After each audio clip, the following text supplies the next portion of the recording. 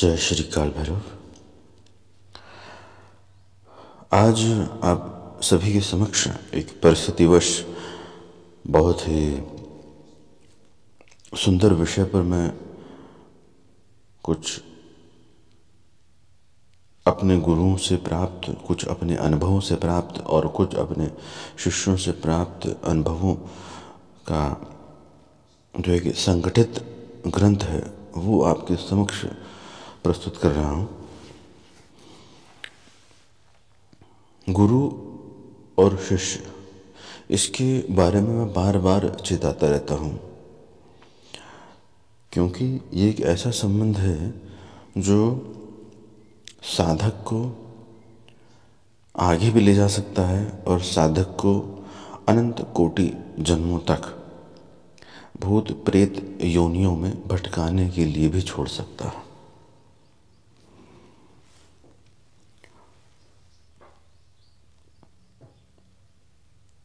ये एक ऐसा संबंध है जिसमें शारीरिक नहीं बल्कि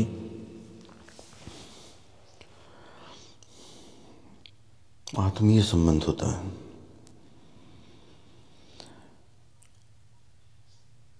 भ्रम में पड़े साधक शिष्य गुरु के साथ संबंध को शारीरिक रूप से देखते हैं, क्योंकि वो स्वयं भ्रम में है।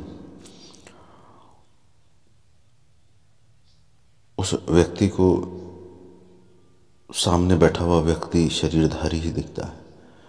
किसी को शरीरधारी भी नहीं दिख पाता है, किसी को कपड़ाधारी दिखता है, किसी को कपड़ाधारी भी नहीं दिखता, भस्मधारी दिखता है। वो अलग अलग भटके हुए साधकों की अलग अलग दृष्टियां हैं। उन भिन्न दृष्टियों पर चर्चा नहीं की जा सकती है, क्योंकि वो एक भटकाव का हिस्सा है, दिशा देने का हिस्सा नहीं है।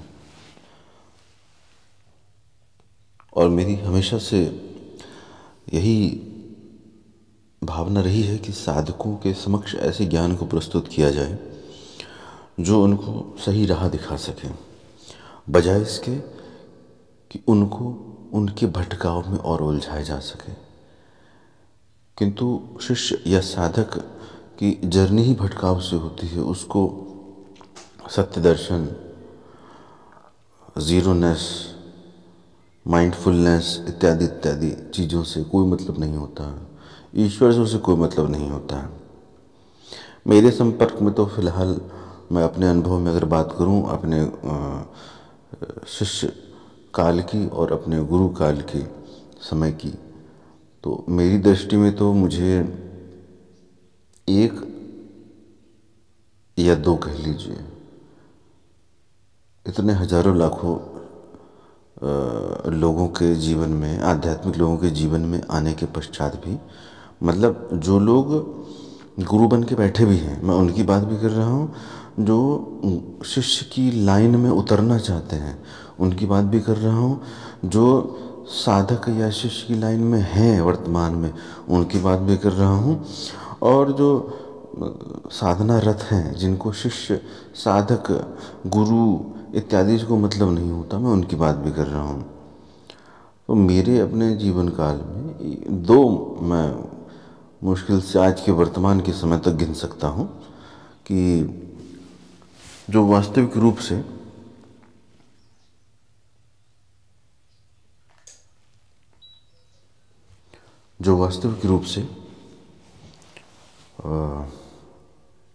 सत्य की खोजी हो और अडिग हो, है ना। खोजी तो लगभग सभी मिल जाते हैं, हाँ हाँ ईश्वर चाहिए, मुक्ति चाहिए, मैं जो भी आप कहेंगे कर लूँगा, इत्यादि इत्यादि तो बहुत मिल जाते हैं। लेकिन वास्तविक खोजी तो मेरी दृष्टिकोण में शायद दो ही है इस समय, दो या तीन होंगे मैक्सिमम। बाकी तो अपने संसार से ही परेशान है। संसार से कौन नहीं परेशान है, लेकिन साधक की दृष्टि दिखती है। ऐसा नहीं कि वो दो तीन लोग जो मैं बात कर रहा हूँ वो परेशान नहीं होंगे जीवन से तो परेशान होंगे, लेकिन दृष्टि उनकी सिर्फ जो है सत्य की तरफ है। कि अभी ये छलांग लगाने के लिए बोलते हैं तो मैं कूद जाऊं, कहते तो बाकी भी है, आप जैसे कह दें वैसे कर दूँ, लेकिन जैसे ही मैं कहूँगा वैसे ही उनकी सिट्टी पिट्टी गुम हो जाएगी, वैसे ही सारा तपोबल साधना सब खंडित हो जाएगी, जीरो हो जाएगी, वायुमंडल में लोप हो जाएगी। तो ये जो आज प्रवचनबाजी जो मैं करने का प्रयास कर रहा हूँ, ये गुरु और शिष्य के संबंध में भी है, दीक्षा के संबंध में भी है। दीक्षा कब मिलनी चाहिए, दीक्षा के कितने प्रकार हो सकते हैं, दीक्षा दे कौन सकता है। अभी एक मेरे शिष्य की हट था कि भाई मुझे भी दीक्षा देनी है, तो उसको मैंने समझाया, वो भी सुन रहे होंगे, उनको सुनना भी चाहिए, बहुत अच्छी बात बताने जा रहा हूँ। दीक्षा आप कब दे सकते हैं, कब अधिकारी हैं, ठीक है। तो मैंने उनको ये कहा कि पहले भी समझाया था कि आप देते चले जाएंगे, मुझे कोई मतलब नहीं है, आपको मैं हाँ बोल दूँ आप देते चले जाइए दीक्षा, लेकिन आप दे किसको रहे हैं, कहाँ रहे हैं, क्या चीज़ हिला पा रहे हैं, और आपका स्वयं का अपना तपोबल क्या है, कहाँ से आप देंगे दीक्षा। जब व्यक्ति का स्वयं का तपोबल न हो तो वो दीक्षा सामने वाले व्यक्ति को क्या देगा। अभी मैं लाइन पूरी नहीं बोल रहा हूँ, पूरी बात समझ में आएगी जब मैं पूरा विस्तार से समझा दूंगा। तो ये पूरा आज का टॉपिक ही दीक्षा के ऊपर है। ये दीक्षा क्या होती है, दीक्षा मतलब कहाँ से उठ रहा है, संस्कृत का शब्द दक्ष से हो रहा है। दक्ष मतलब होता है कि प्रवीण होना, कुशल होना, और उसी का ही जो एक अगर थोड़ा सा सिमिलर वर्ड ले ले तो विस्तार हो गया। दूसरा अगर दक्ष न लेके दीक्ष ले लें तो उसका मतलब है समर्पण, समर्पण में स्वयं का विस्तार, ठीक। तो दीक्षा के माध्यम से शिष्य में वो सामर्थ्य उत्पन्न होती है गुरु के द्वारा दी हुई ऊर्जा से, ताकि उसकी यात्रा ईश्वर की तरफ आगे बढ़ सके, उसके भीतर अंतर ज्योति फूट सके, बीज जो दबा पड़ा है खोल टूट सके। इसीलिए अधिकतर शिष्यों को जब मैं दीक्षा देता हूँ तो किसी का शरीर कांपने लगता है, किसी के आंसू आ जाते हैं, किसी की रूह कांपने लगती है, रोंगटे खड़े हो जाते हैं, कोई ध्यान में चला जाता है। तो वो अलग अलग साधु की कैटेगरी है। कोई किसी को दीक्षा दी तो वो जापे नहीं कर पाता है, उसकी हड्डियों में दर्द हो जाता है, या किसी को बुखार आ जाता है, या कुछ भी हो सकता है, भिन्न भिन्न प्रकार के हैं तो कुछ भी हो सकता है। तो इसका अर्थ ये है कि मैं दीक्षा फुल फॉर्म में देता भी नहीं हूँ अभी, क्योंकि पूर्व मैंने बहुत पूरे ऊर्जा में देना शुरू करा तो लोगों की तबीयत खराब होनी शुरू हो गई, एक 6 महीने बिस्तर पे पड़े रह गए। एक मेरे शिष्य हैं, उनको बुखार हो गया। तो ये हो क्यों रहा है, इसको समझने का प्रयास अगर शिष्यगण करेंगे तो ढंग से चीज़ों को समझ पाएंगे, व्यापारिक तरीके से नहीं, मार्केटिंग तरीके से नहीं। तो जैसे मैंने बताया गुरु शिष्य का संबंध आत्मीय है, आत्मा में धंधा नहीं हो रहा है। शरीर पे आके आप धंधा करें कोई दिक्कत नहीं, आत्मा पे तो धंधा नहीं हो रहा है ना। तो जब आत्मा पे धंधा नहीं हो रहा है तो आत्मा पे सामने बैठे वाला व्यक्ति जो है वो साक्षात ईश्वर का स्वरूप होता है, आप बोल के नहीं कर सकते हैं। तांत्रिक सिद्धियों के माध्यम से अगर कुछ हो रहा है तो वो ईश्वरीय नहीं है, वो भटकाव का हिस्सा है। और हमारे जो गुरुजन जब हम सिद्धियों में और उन सब में प्रैक्टिकल कर रहे थे काफ़ी सारी साधनाओं में, तो उसमें उनका सबसे पहला यही कथन होता था कि जिस साधक को भटकाना होता है मैं उसको सिद्धि की तरफ फेंक देता हूँ तो मैं बचा रह जाता हूँ। तो वो वास्तविक बात है, वो मुझे पता थी उस समय, क्योंकि तो मैं ध्यान की गहराइयों से होके आया था, तो मुझे पता था कि क्या कह रहे हैं, और मेरे भटकने के चांसेस जीरो थे, क्योंकि मैं जीरोनेस से ही होके आया था। और वो शुरुआत में जब शिविर लगाता था डेथ ऑफ माइंड के, वो इसलिए लगाता था कि वो सबसे इम्पोर्टेंट चीज़ है। क्योंकि आजकल के साधक को अगर आप कुछ साधना कराओ, थोड़ी बहुत सिद्धि हो जाए, उसका अहम चौड़ा हो जाए, वो होना ही होना है, क्योंकि सिद्धि मिल गई तो पावर आ गई, तो पावर आ गई तो चौड़ा हो गया, वो तो सबको गोली बजाता फिरेगा। ये नेचुरल है, ये हर किसी के साथ होगा। तो गुरुजनों को भी था जिसको भटकाना उसको सिद्धि की तरफ डाल दो, हाँ भैया तांत्रिक सिद्धि में चले जाओ। तो वो उनका कथन बिल्कुल सही था। ये ऐसा ही होता है और इतिहास गवाह है। आप किसी को भी देख लीजिए उठा के, जो सिद्धि की तरफ जाएगा वो भटकेगा ही भूत प्रेत योनियों में और उन्हीं सब चक्करों में फंसा रह जाएगा। तो गुरु जब दीक्षा देता है तो दीक्षा, गुरु साक्षात ईश्वर का स्वरूप होता है, प्राकट्य रूप होता है ईश्वर का। और अपना जो सामने जिस शिष्य को दीक्षा देना चाहता है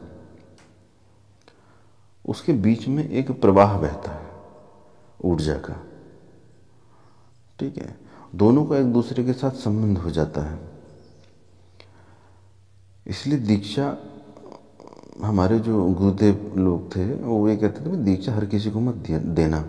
जब उन्होंने हमको उत्तराधिकारी बनाया, उत्तराधिकारी कैसे बनाया, उत्तराधिकारी मैं अभी आगे आने वाले उसमें बताता हूँ पॉइंट्स में, ठीक है, कि कैसे योग्य होता है एक लड़का या कोई शिष्य या कोई साधक दीक्षा देने के लिए, ठीक है।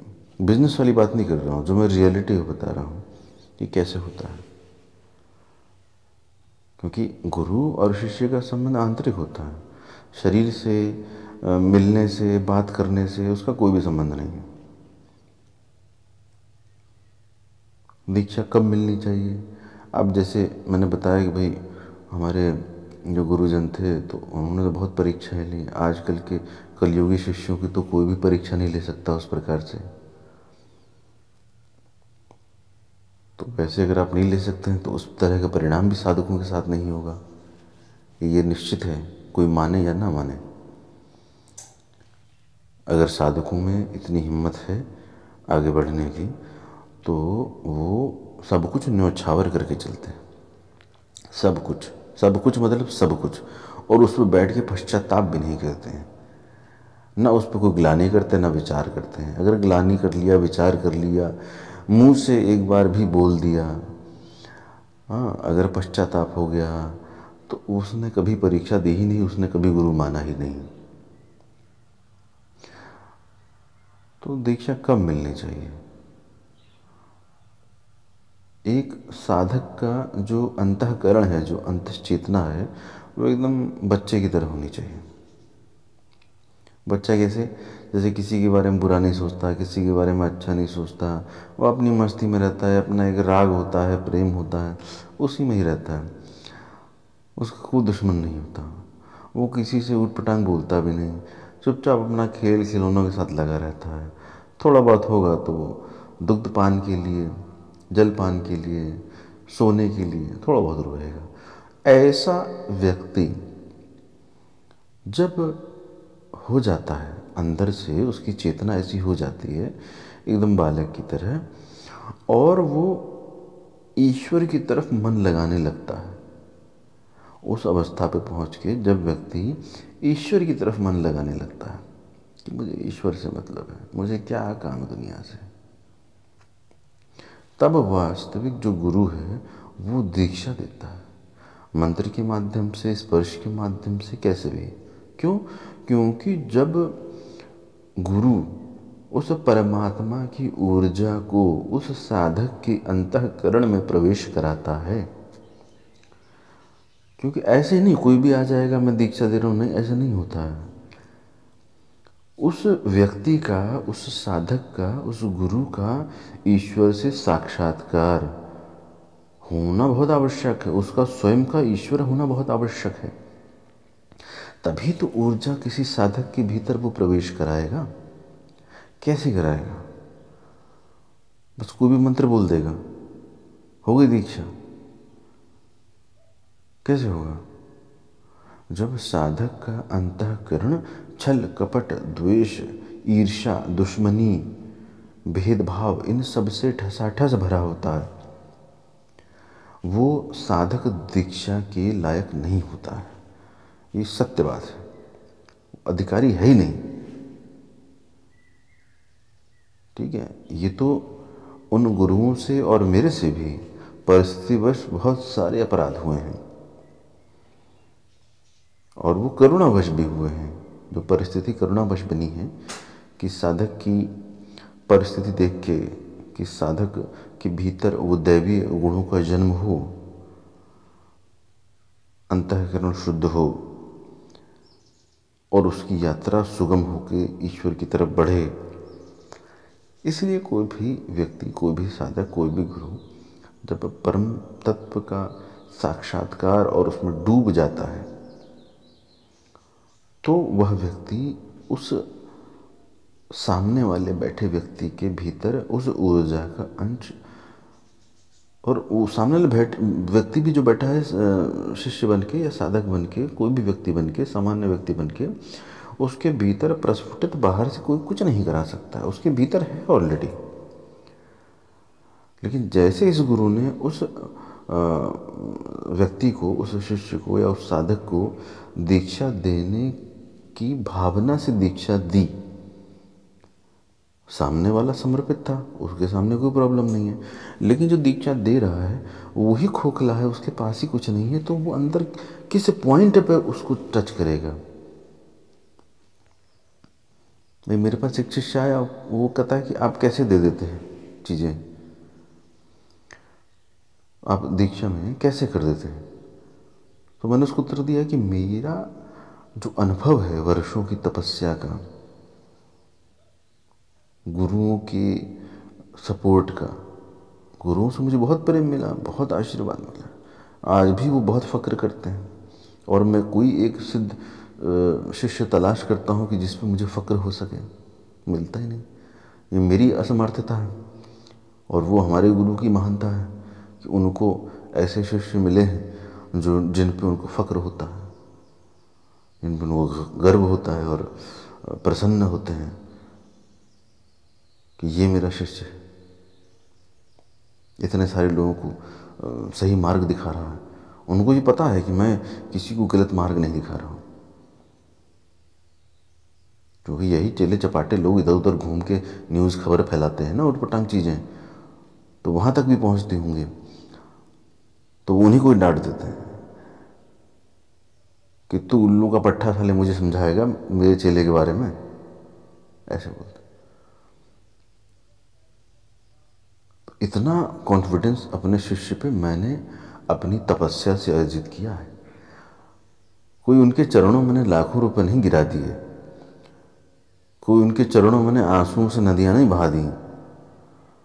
मैंने अपनी स्वयं की तपस्या से एक गुरु को प्रसन्न किया है, ईश्वर को प्रसन्न किया है। परेशानियाँ मेरे पास नहीं थी, मेरे पास कितनी परेशानियाँ थी, बहुत परेशानियाँ थी, लेकिन फायर के आगे, उस सत्य के आगे कुछ नहीं टिकता है, सारा अज्ञान धूमिल हो जाता है। और मैं देखता हूँ आजकल के शिष्यों को, आजकल के साधकों को, मुझे अफसोस होता है कि मैं क्यों मूर्खों को साधनाएं करा रहा हूँ, क्यों मूर्खों को ज्ञान दे रहा हूँ। क्योंकि मैं तो अपने ही धरातल, जो मेरा आधार है अपने अनुभवों का, अपने गुरुओं के साथ के अनुभव का, उसी के धरातल पे खड़े होकर ही सामने देखूंगा ना कि कैसे साधक हैं। इनको तुरंत चाहिए, इनको कष्ट भी नहीं चाहिए, इनको तुरंत करके अरब खरबपति भी बनना है, इनको सारे कोर्ट केस भी जीतने हैं, इनको दुनिया पे राज भी करना है एक सेकंड में। कोई तपस्या, कोई तपस्वी, कोई मनस्वी, कोई नहीं। बड़े आश्चर्य होता है मुझे ये देख के, बहुत दुख भी होता है, कष्ट भी होता है इस चीज़ को देख के कि मैं कुछ शिष्यों के धक्के से ज़बरदस्ती ही साधकों को ज्ञान देने निकल गया। अच्छा खासा चुपचाप एकांत में शांत बैठा था। इन लोगों को तो वही चाहिए, जैसे यूट्यूबर इधर उधर लाखों करोड़ों फॉलोअर बना के बैठे हुए हैं, उनको वही चाहिए, उनको सत्य चाहिए नहीं। जब सत्य इन लोगों को चाहिए नहीं, मतलब बेकार में इन लोगों के साथ लगा वो। किसी की माँ बीमार है, किसी का बाप बीमार है, किसी का बच्चा बीमार है, किसी को सिद्धि नहीं हो रही, किसी ने 40 साल अपनी ज़िंदगी निकाल दिए तो वो मेरी जिम्मेदारी है, 40 साल बर्बाद कर दिए। किसी ने 50 साल बर्बाद कर दिए तो आके एहसान जता रहा है कि मेरे 50 साल बर्बाद हो गए, अब आप करा दीजिए 1 मिनट में। साला पाप तुम्हारे, जीवन तुमने बर्बाद किया कहीं और दूसरी जगह, और अब आगे मेरे पे एहसान, और परीक्षा भी नहीं देनी ढंग से, और परीक्षा भी देनी तो परीक्षा देने का एहसान भी जताना है। मैं रियलिटी बता रहा हूँ ये कलयुगी शिष्यों की, कलयुगी साधकों की। वो 2 3 4 लोगों को छोड़ के बाकी मुझे नहीं दिखता कोई भी जो ईश्वर के मार्ग पे चल सकता हो।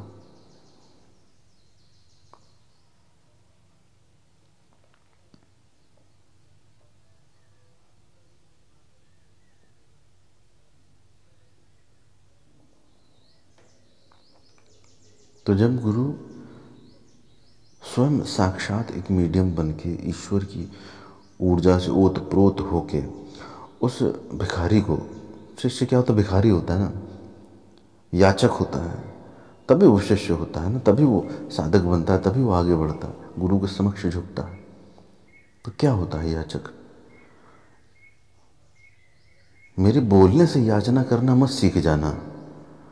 बहुत स्मार्ट साधक हैं, इसीलिए मैं बोलता भी नहीं ज़्यादा, कि जो जो बोलो साले वो रट लेते हैं और रट रट के अपने ही चेलों को सुनाते हैं। कुछ चेलों ने तो जो है मेरे शिष्यों ने ये बता रखा है अपने आसपास इकट्ठा लोगों को कि मेरा गुरु जो है मेरा ही गुरु भाई था, फर्जी। तो मैं अनाउंस करना चाहता हूँ कि वर्तमान के मेरे सभी जितने भी शिष्य हैं, ज्ञात अज्ञात, और वर्तमान में जितने भी हैं, उनमें से मेरा कोई भी गुरु भाई पूर्व जन्म क्या पूर्व के पूर्व जन्मों में भी नहीं था। ये सिर्फ असत्य फैलाया जाता है, झूठ। पूर्व में भी यही होता रहा है, अभी वर्तमान में भी यही हो रहा है, और उसका कारण ये रहा है कि मैं करुणावश साधकों को आगे ले जाना चाहता रहा।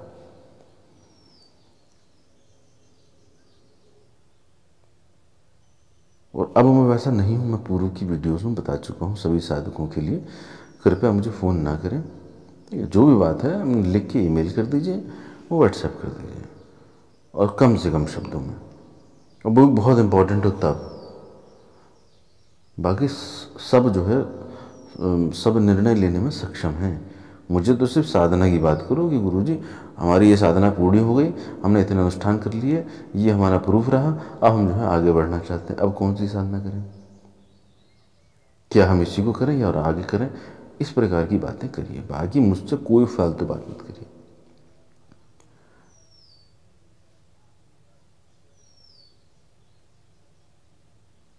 और ये बनाया भी मेरे ही शिष्यों ने मुझे ऐसा। आप विश्वास नहीं करेंगे, मेरे जो पूर्व के शिष्य हैं वो, हम लोग बैठे थे तो खूब हंसी मजाक हो रहा था, खूब एंजॉय कर रहे थे। मैं वैसे ही रहता था पहले भी, आज भी वैसे ही रहता हूँ उनके साथ। तो उन्होंने कहा गुरुजी ऐसे आपको कई वर्षों बाद देखा, 4 5 साल बाद। तो मैंने उनको कहा कि धीरे धीरे मेरे ही शिष्यों ने मुझे सिखाया कि उनको प्रेम नहीं चाहिए, उनको हंसी मजाक नहीं चाहिए, उनको प्रेमवत गुरु नहीं चाहिए, उनको मित्रवत गुरु नहीं चाहिए, क्योंकि वो चालाकी से भरे आते हैं, उनको चालाकी सूझती है।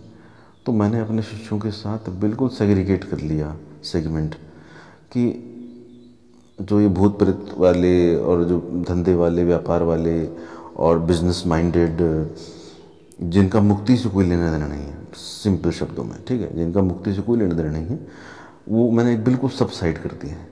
उनका सिर्फ ये मैटर रहेगा कि भाई तुमको साधना करनी है, ऐसे पढ़ो। जो दूसरे वाले हैं, जो मुक्ति राह वाले हैं, उनको मैं जानता हूँ बहुत गहराई से, उनके साथ मेरा अपना अलग है, और वही एक्चुअली मेरे मुख्य हैं, ठीक है। इसमें पुराने पुराने साधक भी छोड़ के जाते हैं, फिर नए आते हैं, फिर पुराने आते हैं, तो जिसका जितना समझ है वो अपने हिसाब से निर्णय करता है।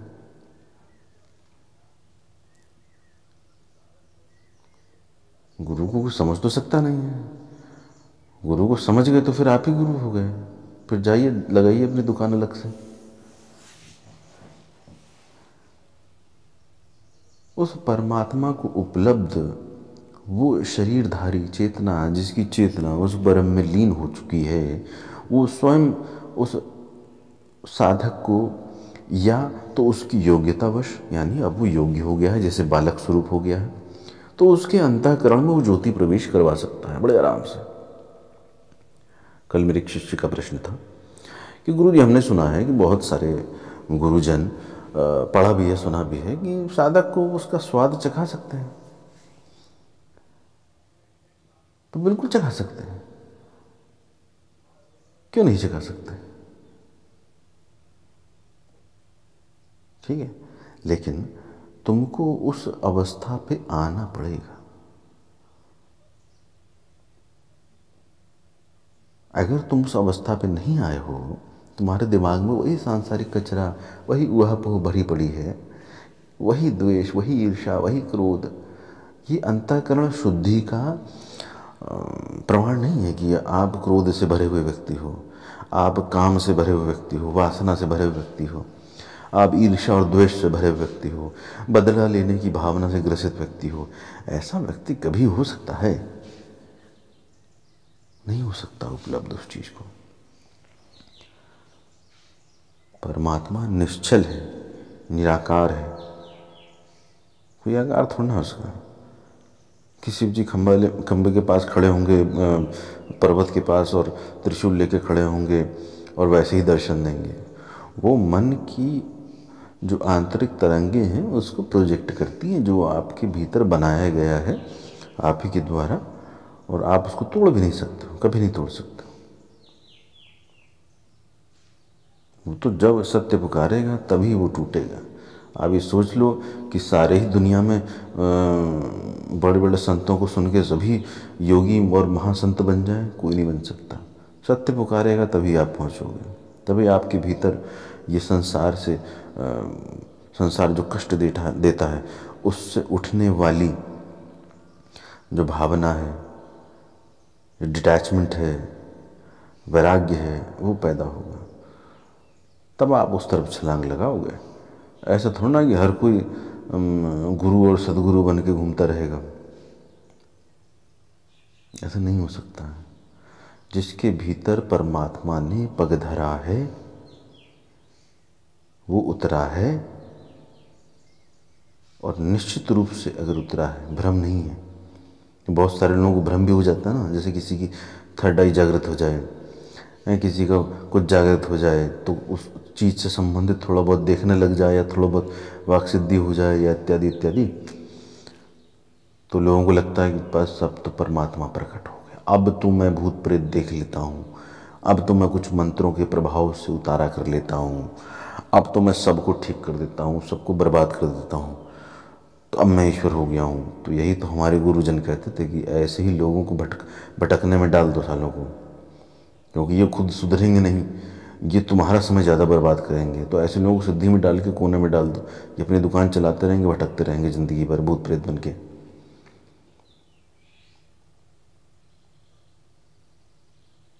तो जिसको जो चाहिए होता है वो उसको मिल जाता है। अब मैं तो भगवान भैरव भूतों के राजा की दीक्षा देता हूँ, ठीक है।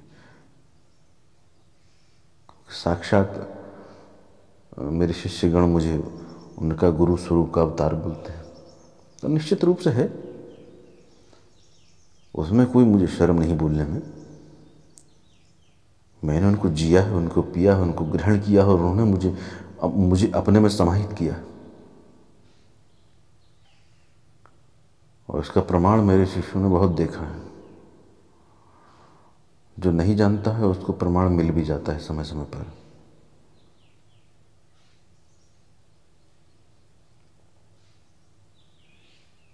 तो ऐसा गुरु जिसने परमात्मा के दर्शन करे हों, परमात्मा में डूब गया हो, उससे परमात्मा संबंधित आपके प्रश्न, उठने वाले प्रश्न धराशाही हो जाते हों। कॉपी पेस्ट नहीं उत्तर आना चाहिए,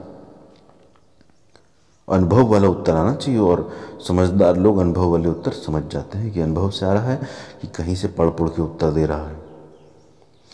ऐसा अनुभवी व्यक्ति जो आपके भीतर उठने वाले प्रश्नों को शांत कर सकता है, आध्यात्मिक प्रश्नों को,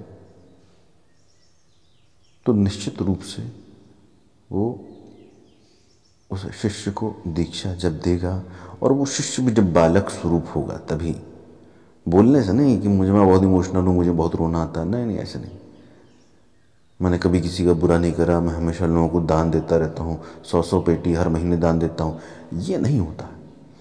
आपका अंतःकरण कितना शुद्ध है उस पर निर्धारित करेगा, आपकी बुद्धि कितनी चलती है उस पर निर्धारित करेगा। और ये टूटता कब है? ये आपकी साधना से ही टूटता है। ऐसे ही बेवकूफ़ नहीं हैं लोग, आपके ऋषि मुनि संतगण, जिन्होंने बरसों तपस्या कर करके अपना शरीर गला दिया, तब जाके उनकी तपस्या का फल मिला।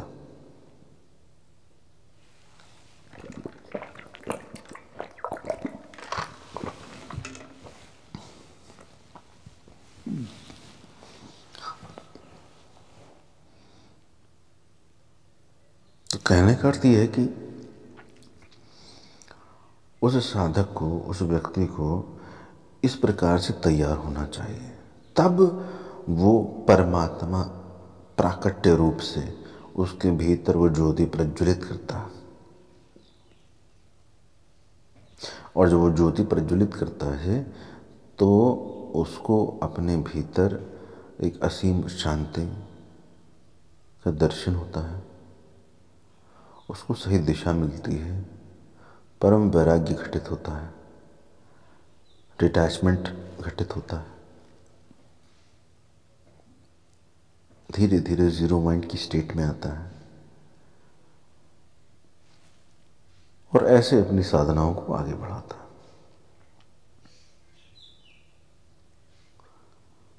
बाकी जैसे शिष्य हैं, इनको जैसे अगर मैं फुल पावर में अगर दीक्षा देना शुरू कर दूं तो ये बेहोश हो जाएंगे, बीमार हो जाएंगे। इनका अंतःकरण इतना कमज़ोर है, इतना निम्न कोटि का है कि ये उस परम ऊर्जा को झेल ही नहीं सकते हैं, है ना। अब मैं शक्तिपात देता था पहले, लोग बीमार पड़ जाते थे।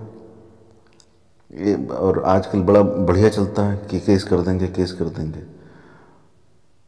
कर दो केस यार, कर दो, तुम लोग बहुत स्मार्ट लोग हो ना, कर लो, जितने केस करने कर लो।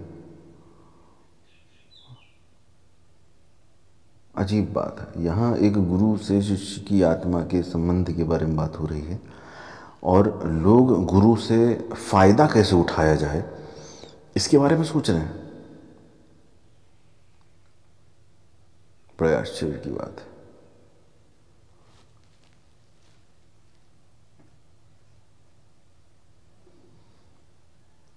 ये साधक गण, मैं सभी साधक गणों की बात कर रहा हूँ। एक बड़ी आश्चर्य की बात है कि मैं जब भी कोई वीडियो डालता हूँ तो कम से कम 15-20 लोगों के मैसेज आते हैं। बहुत सारे लोग और भी सोचते होंगे कि ये क्या गुरुजी आपने मेरे बारे में बोला, देख लीजिए आप, मेरे बारे में ऐसे मत बोला करिए। तो आप ये सोचिए कि मैं एक सभी सुनने वालों के लिए अपने उदाहरणों के साथ कुछ ज्ञान दे रहा हूँ, और सेल्फ सेंटर्ड वो साधक इतना ज़्यादा है, उसको हर चीज़ को लगता है कि उसी के लिए बोला जा रहा है। कितना मैं स्ट्रांग होगा, कितना अहंकारी व्यक्ति होगा।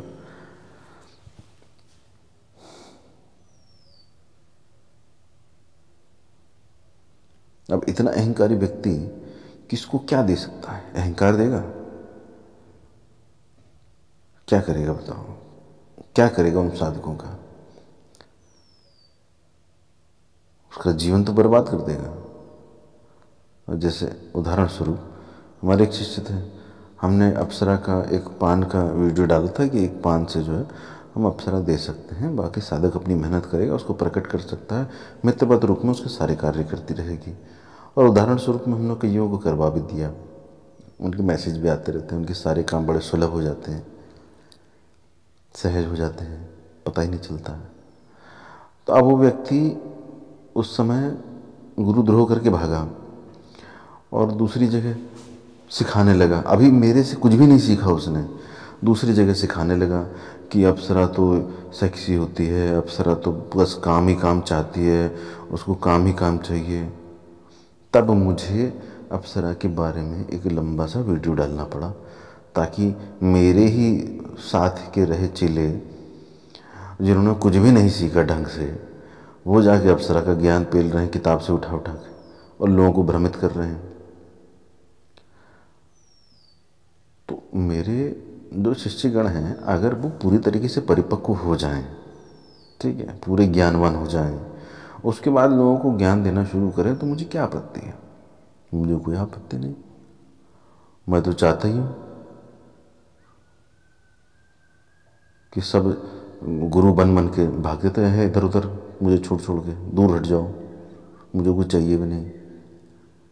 ऐसी अवस्था में चाहता हूँ, क्योंकि शिष्य बना लिया तो अब सबसे बड़ी जिम्मेदारी तो मेरी ही है। शिष्य अपनी जिम्मेदारी तो समझते नहीं, उनको तो लगता है कि चलो हो गया सब कुछ। अब यहाँ तक कि 10-10, 12-12 साल पुराने शिष्य छोड़ छोड़ के भागते हैं, वो भी फर्जी कारणों से। तो फर्जी कारणों से जब भागते हैं तो भी गुरु की जिम्मेदारी होती है। कहने की बात अलग होती है गुरु की, लेकिन गुरु क्या चाहता है, क्या बोलता है, क्या करता है और एक्चुअल में क्या करेगा, ये कोई भी नहीं समझ सकता, ना शिष्य ना कोई दूसरा व्यक्ति।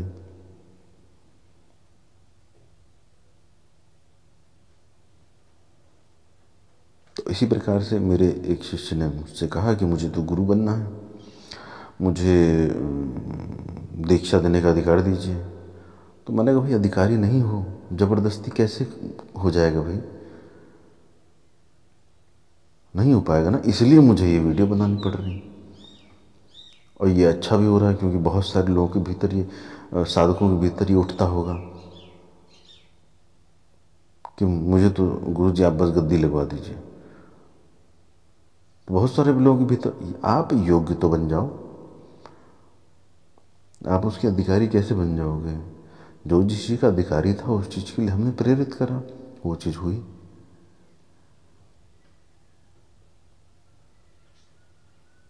तो मैं ये बता रहा था कि दीक्षा कब मिलती है।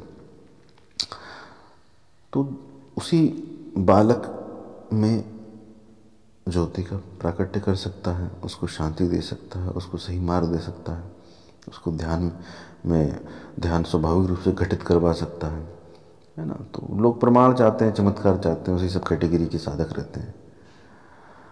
तो अपनी मेहनत से किसी को कोई प्राप्त नहीं करना। मैं कह दूं कि भैया गुंबद है, अब यहाँ बैठो, जिन्होंने मुझसे कल प्रश्न पूछा तो वो 2-4-10 दिन बैठे और उसके बाद बैठना बंद हो गया कि बैठा नहीं जा रहा है। जब 10 दिन बैठा जा सकता था तो 20 दिन ही बैठा जा सकता था। अब गुंबद में कोई 5 मिनट नहीं बैठ पा रहा है, कोई 10 मिनट नहीं बैठ पा रहा है, किसी की तबीयत खराब हो जा रही है, किसी का उचाट मन हो जा रहा है कि वो उच्चाटन हो जाए, या किसी को गर्मी लग रही है, किसी को उल्टी हो रही है, कुछ भी हो रहा है, बाहर जाके कैसे ठीक हो जा रहा है भैया? वो बनाए किस लिए हैं? वो तपस्या करने वालों के लिए बनाए हैं। छोटे मोटे साधक उसमें बैठ के साधना कर ही नहीं सकते हैं। और निश्चित रूप से यहाँ कोई छोटा मोटा साधक निकलेगा ही नहीं। मैं जिन 4-5 साधकों की बात कर रहा हूँ, जो 5 सेलेक्ट मैं कर रहा हूँ, तो वो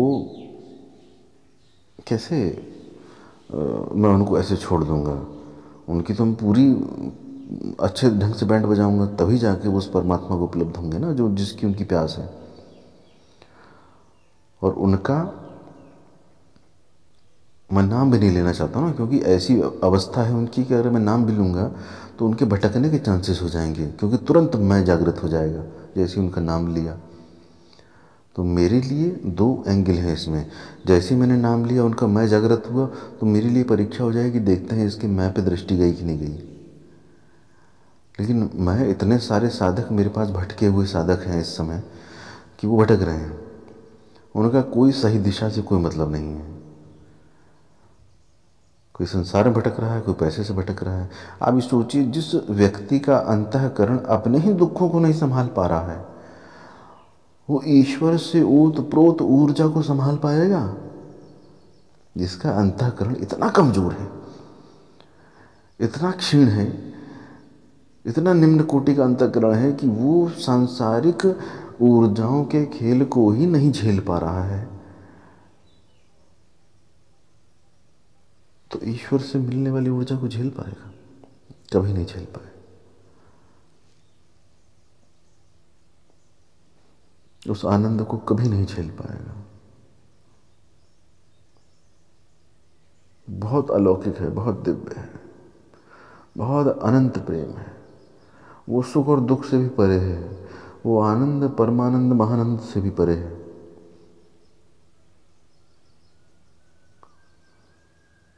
तो इसका अधिकारी वो है दीक्षा लेने का जिसका अंतःकरण बिल्कुल शुद्ध हो चुका हो।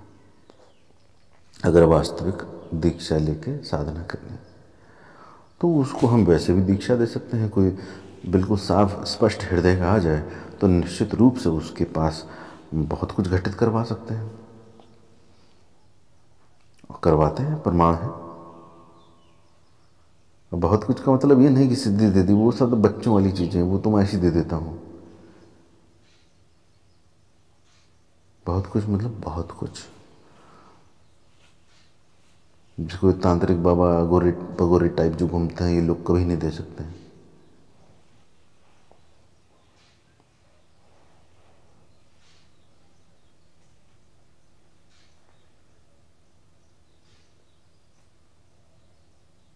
तो दीक्षा कब मिलनी चाहिए साधक को, ये मैंने दो तरीके बताए।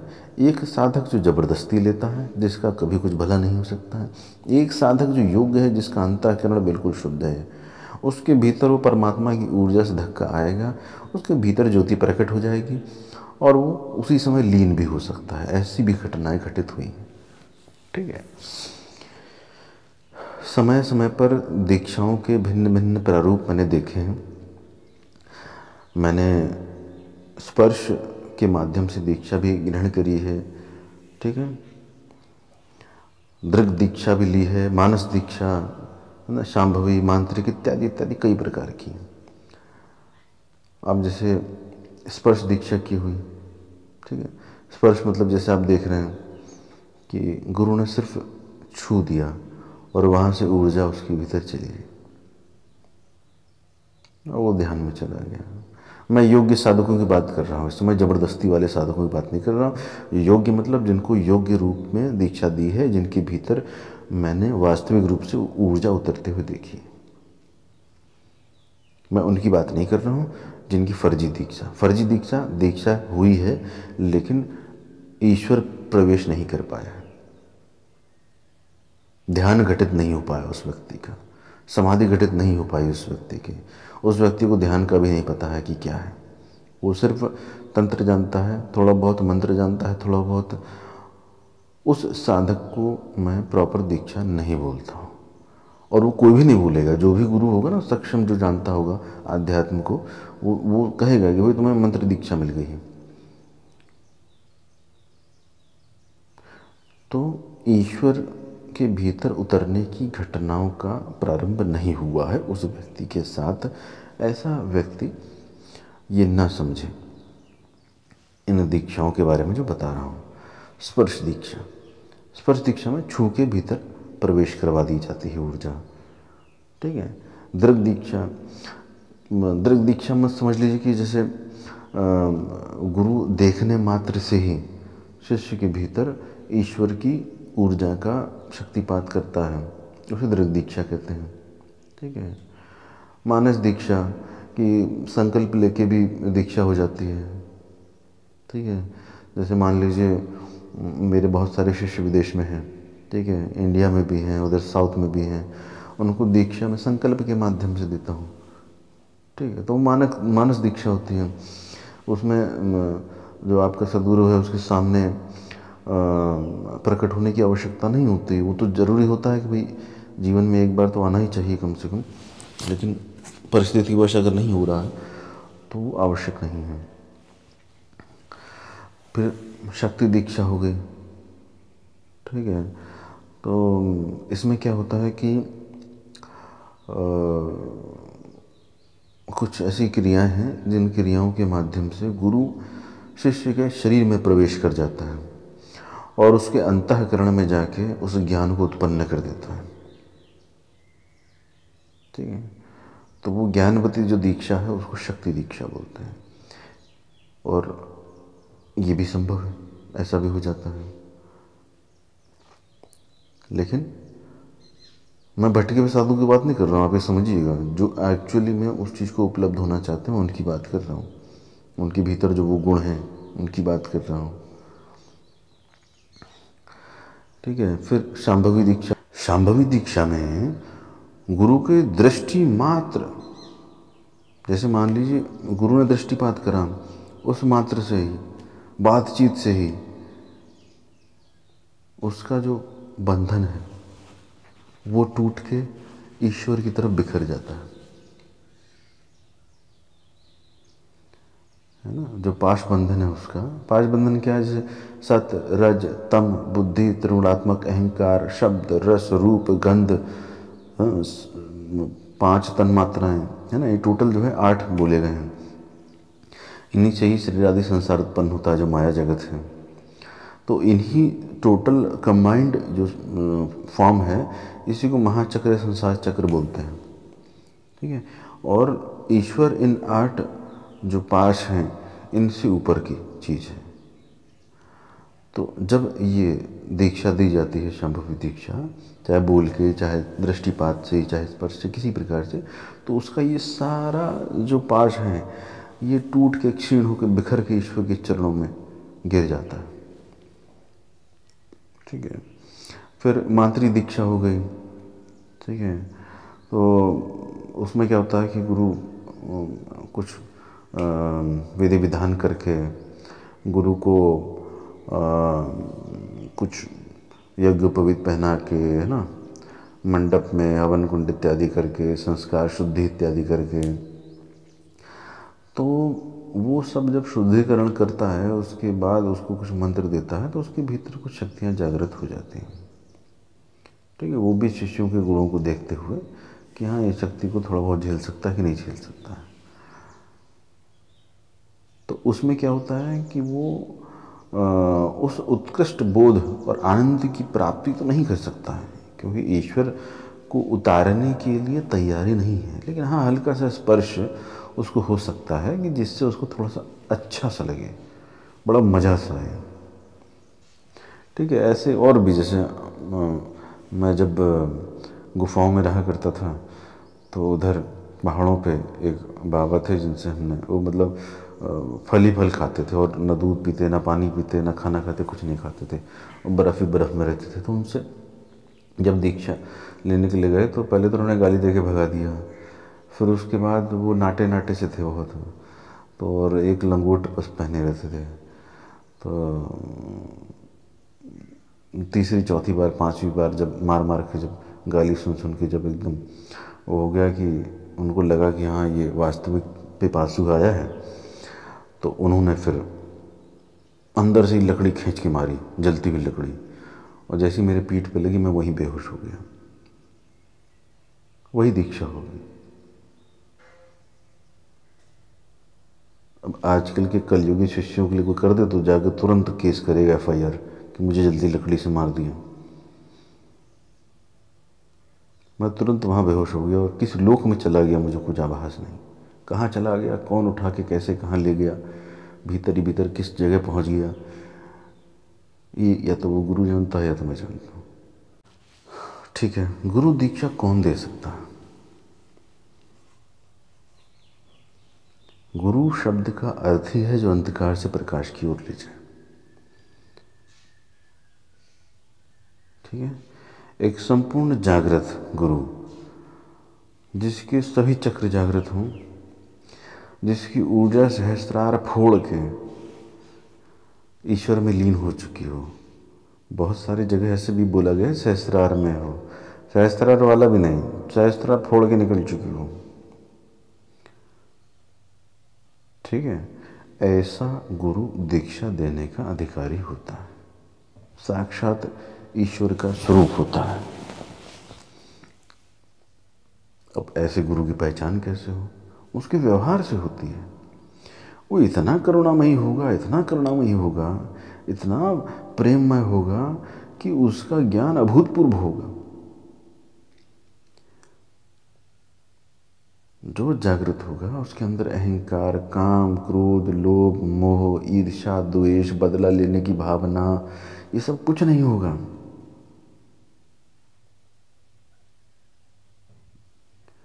जो ध्यानस्थ होके, समाधिस्थ होके, परमात्मा में लीन होके अनंत जन्मों की यात्रा करके आया हो,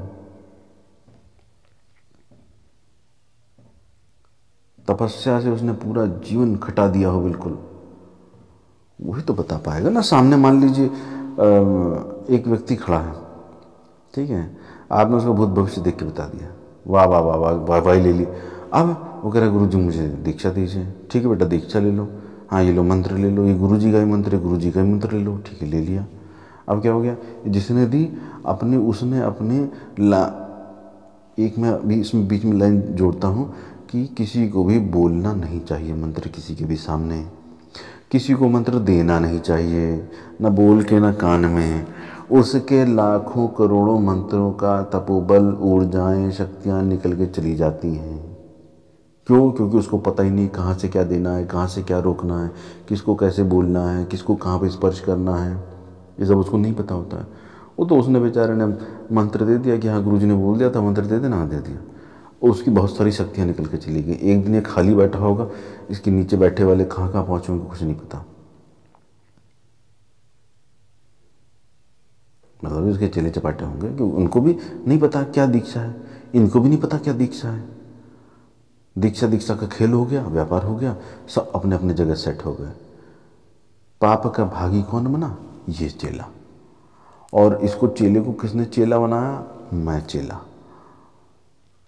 तो शेयरिंग हो जाएगी। तो मेरे पे कुछ चढ़ेगा नहीं, इस चीज़ के लिए निश्चिंत रहना कोई भी।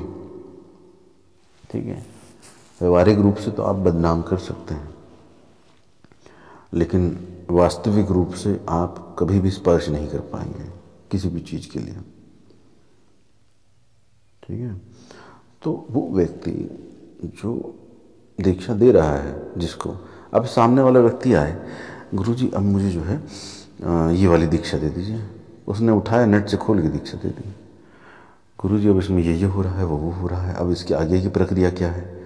नेट पे तो सब कुछ है नहीं, किताबों पे सब कुछ है नहीं। किसको दोष लगेगा, किसको पाप लगेगा? इन्हीं को लगेगा। कौन नरक में कूदेगा? यही कूदेंगे। किसकी आत्मा तरसेगी, तड़पेगी गुरु के लिए, ज्ञान के लिए? इनकी आत्मा तड़पेगी। किसके परिवार को दोष लगेगा? इनको लगेगा। किनकी आने वाली संतानों को दोष लगेगा? इनकी संतानों को लगेगा। क्योंकि कोई भी चीज़ आप तक सीमित नहीं रहती ना, आपकी आने वाली पीढ़ियां उनको कैरी फॉरवर्ड करती भी चलती हैं। ना यकीन हो तो किसी एस्ट्रोलॉजर से पूछ लेना। भाई हम तो ज्योतिष भी जानते हैं, तो ज्योतिष के माध्यम से भी क्रॉस चेक करते हैं। पैरानॉर्मल एक्टिविटी में बचपन से हैं, तो बचपन से ही हमको पता है क्या पैरानॉर्मल एक्टिविटीज़ हैं। सत्य को उपलब्ध हुए हैं तो सत्य का भी दर्शन है। हजारों जगह मैनेजमेंट की लेवल पे टाइम्स ऑफ इंडिया और इधर उधर अच्छी अच्छी कंपनियों में जॉब करी है, तो सांसारिक दृष्टिकोण भी पता है, व्यापारिक जगत का भी पता है। और डेली हज़ारों मैसेज आते हैं, हज़ारों लोग आते हैं मिलने, तो इन संसारिक मूर्खों का भी पता है। और बहुत सारे शिष्य गण भी जो है आके दीक्षा लेके जा चुके हैं, तो शिष्यों की जो नौटंकी वो भी पता है। बस ये है कि इस नौटंकी को देखने में बड़ा आनंद आता है, क्योंकि जब आपको सत्य पता हो तो उस असत्य को देखने का बड़ा आनंद आता है जो आपके सामने नाच रहा हो। ये रियलिटी बता रहा हूँ। इसको कॉपी करके कोई हा हा ही हू करने लगे तो उससे कोई मतलब नहीं सत्य का। सत्य जिस दिन प्रकट हो जाए उस दिन समझ लेना महाराजा हो गए पूरे ब्रह्मांड के। ऐसी अनुभूति होती है, कोई कहीं से भी नहीं डिगा सकता है आपकी आत्मा को, क्योंकि आप बचते ही नहीं, ईश्वर का स्वरूप हो जाते हो। और सिर्फ आनंद और प्रेम जिसके भीतर झर रहा हो, बह रहा हो, जिसके स्पर्श मात्र से आपके भीतर आपको वो तत्व दर्शन हो जाए। मानसिक रूप से नहीं बात कर रहा हूँ, तांत्रिक चेला चपाटा लोग बहुत चालू है मेरा। चेलों को देखो मैं स्पर्श कर रहा हूँ, गुरुजी ने कहा देखो स्पर्श करती अंदर ज्योति आएगी। वहाँ स्पर्श करा, छुआ, हाँ हाँ गुरुजी ज्योति आई, अंदर ट्यूबलाइट जली, बल्ब जली, हाँ सुगंध भी आई, हाँ सुगंध भी आई। ऐसे ड्रामे पब्लिक को बेवकूफ़ बनाने के लिए होते हैं। मैं वास्तविक ज्योति की बात कर रहा हूँ। उसको शब्द देके भी मैं बहुत बड़ा अपमान कर रहा हूँ, लेकिन क्या करूँ, भटकाने वाले मेरे ही शिष्य लोग हैं। अप्सरा को काम काम काम चिल्ला रहे हैं।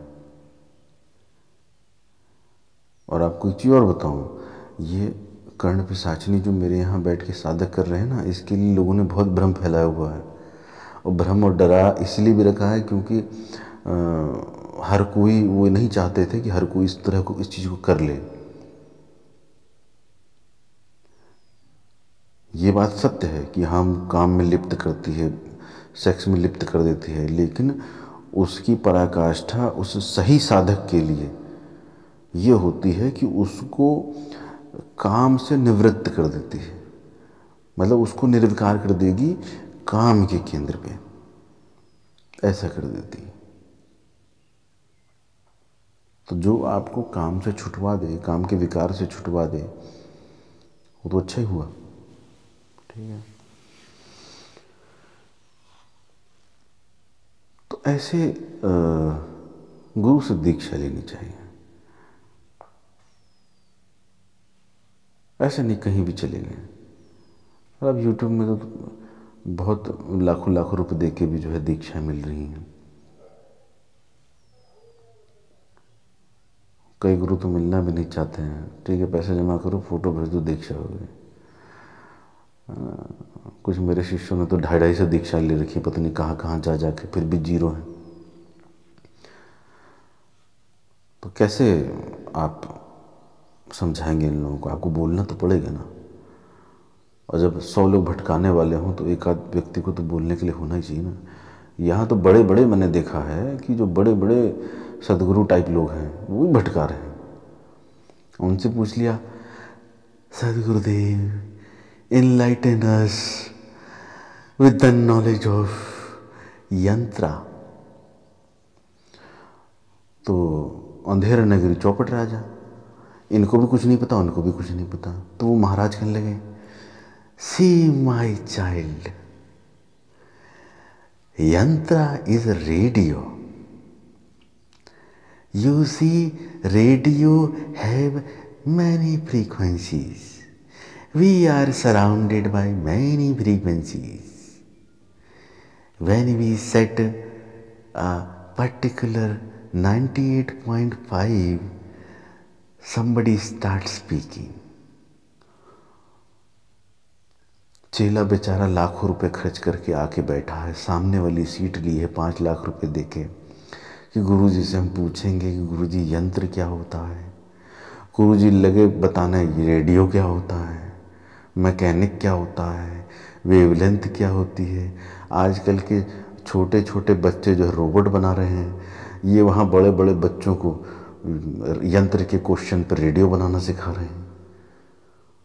किस लेवल तक मूर्खता फैलाई जा रही है आप लोगों के दिमाग में, ये आपको नहीं पता।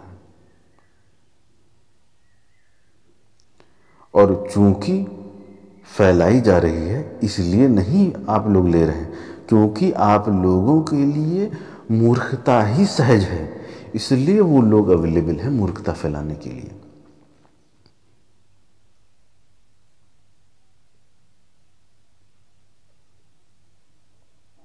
नहीं समझ में आएगी बात, मैं जानता हूँ, क्योंकि अंधकार इतना गहरा है चित्त पे, तपस्या नहीं करने देगा।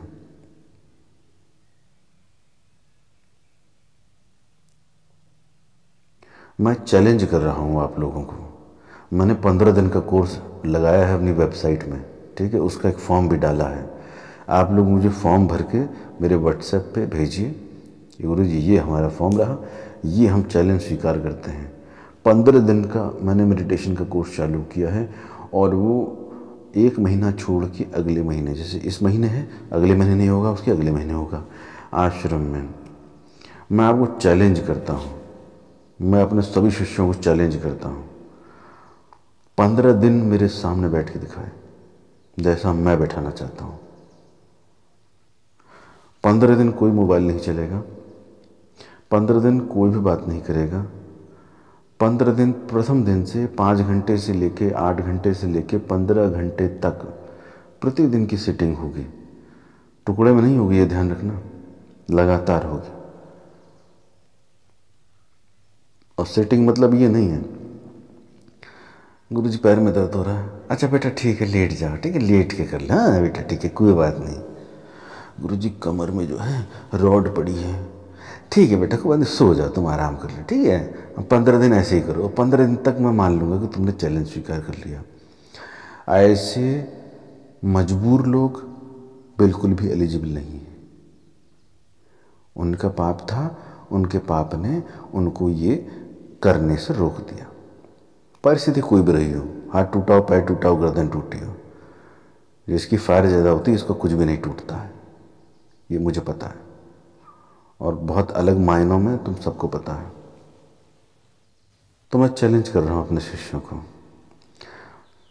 और जो वर्तमान में शिष्य हैं वो, जो मुझे छोड़ के धोखा दे के जा चुके हैं वो, ठीक है, जिन्होंने खूब दुष्प्रचार करा है वो, ठीक है, मैं चैलेंज कर रहा हूँ, तुम लोग 15 दिन मेरे साथ आश्रम में, गुंबद में, जिस प्रकार से मैं साधना कराना चाहता हूँ तुमको आगे ले जाने के लिए, वो तुम करने के लिए तैयार हो जाओ। तुम्हारे अंतःकरण की शुद्धि की गारंटी मेरी है। और क्योंकि तुम 15 घंटे तुम बैठोगे ना, 15 की जगह 30 घंटे मेरी मेहनत लगेगी हर साधक पे। तुमको ऐसा लगता है कि तुमको छोड़ दूंगा मैं 15 घंटे के लिए, प्रतिदिन के हिसाब से 15 दिन, ऐसा नहीं होगा। मैं लठ बजाऊंगा अगर नहीं करोगे जैसे मैं बताऊंगा। अगर तुम आ गए तो फिर यहाँ से जाने नहीं दूंगा। दूसरा, 500 रुपये प्रतिदिन के हिसाब से जमा कर देना, ठीक है, 7,500 रुपये हुआ ना, 7,500 8 जो भी बन रहा है, 15 × 5, वो जो है आप जमा कर देना आश्रम के अकाउंट में। दूसरा, मोबाइल बंद रहेगा, आंख बंद रहेगी, मुंह बंद रहेगा, आपको हेल्पर मिलेगा, कोई दिक्कत नहीं है। 15-15 घंटे प्रतिदिन के हिसाब से सेटिंग रहेगी, और कोई एक साधना नहीं कराऊंगा, मैं भिन्न प्रकार की साधनाओं से गुजारूंगा, ठीक है। अगर हिम्मत हो तो चले आना, और पीठ पीछे फालतू बकवास करने की जरूरत नहीं है अगर हिम्मत ना हो तपस्या करने की। अगर दम है तो सामने आके करके दिखाओ।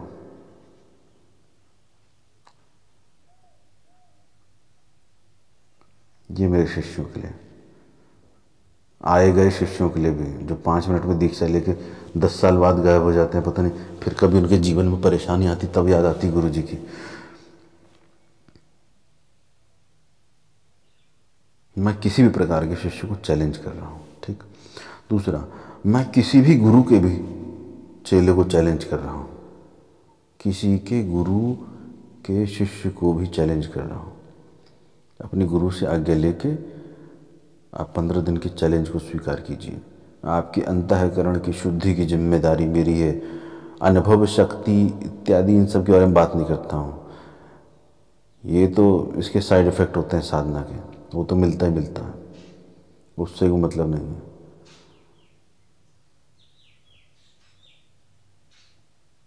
लगातार 15 घंटे प्रतिदिन, 15 दिन, और लठ भी बजेंगे, ये ध्यान रखना, क्योंकि तुम तो सिर्फ 15 ही करोगे, मैं डबल मेहनत कर रहा हूँगा, तुम्हारी निगरानी कर रहा हूँगा। और ये मत सोच लेना साला तुम लोग अगर 15 दिन कह के आओगे और रोना गाना करोगे मैं भगा दूंगा, भगाऊंगा भी नहीं। तुम आए कैसे 15 दिन बोल के, मैं ज़बरदस्ती पेड़ पर उल्टा लटका दूंगा तुमको, ठीक है। बहुत ही आप लोग सभी सुनने वाले लोग में भी चैलेंज स्वीकार कर सकते हैं, वो भी आ सकते हैं, ठीक है, उनको भी एक बार देखना चाहिए उनकी क्या सीमा है, कितना वो कर सकते हैं। लेकिन इतनी मजबूरी है, फ़ोन ही नहीं छूटेगा, 15 दिन फ़ोन ही की याद आती रहेगी। अरे यार वो मैसेज आना था, अरे वो मम्मी की कॉल आनी थी, अरे वो भैया को बोलना था, यही यही आता रहेगा दिमाग में, आएगा ही नहीं, मुझे पता है। ये सिर्फ नपुंसक लोग हैं जो पीठ पीछे बात कर सकते हैं। ये वो नपुंसक लोग हैं जो मन में ऊट पटांग चला सकते हैं और सामने सामने जी जी गुरु जी, जी जी गुरु जी। जिनको ये नहीं पता मर्यादा क्या होती है, जिनको ये नहीं पता गुरु क्या होता है, कि गुरु इजीली मिल गया।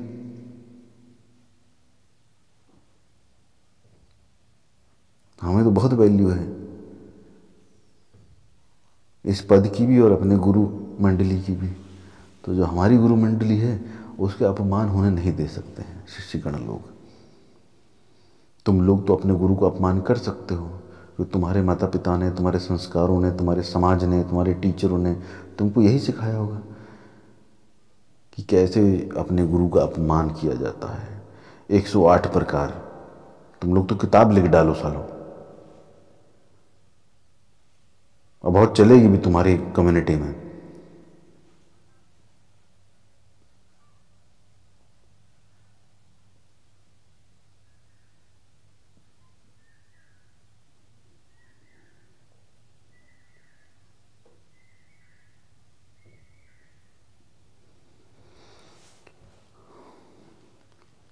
ये जानकारी मुझे देनी थी क्योंकि ये नया कोर्स मैंने इंट्रोड्यूस किया है।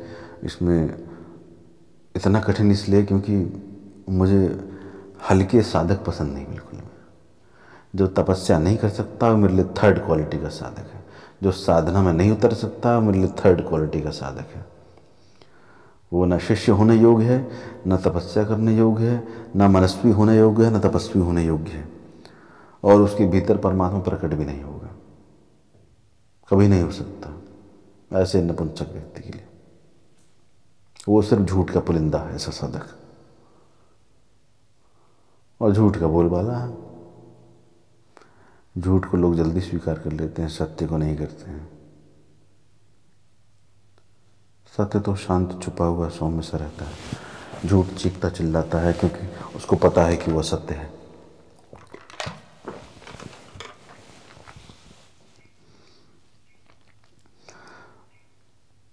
दीक्षा कौन दे सकता है, इस पर बहुत लंबी चर्चा होगी। दीक्षा किसको दी जाती है? शिव पुराण में भगवान शिव माता पार्वती को योग्य शिष्य की दीक्षा देने के महत्व को इस प्रकार समझाते हैं, जैसे हे वरानने आज्ञाहीनम क्रियाहीनम श्रद्धाहीनम तथा विधि के पालनार्थ दक्षिणाहीन जो जप किया जाता है वो निष्फल होता है। ये किताब की बात हुई, ठीक है। दीक्षा के उपरांत जैसे मैंने पूर्व में बताया कि शिष्य और गुरु का संबंध जुड़ जाता है।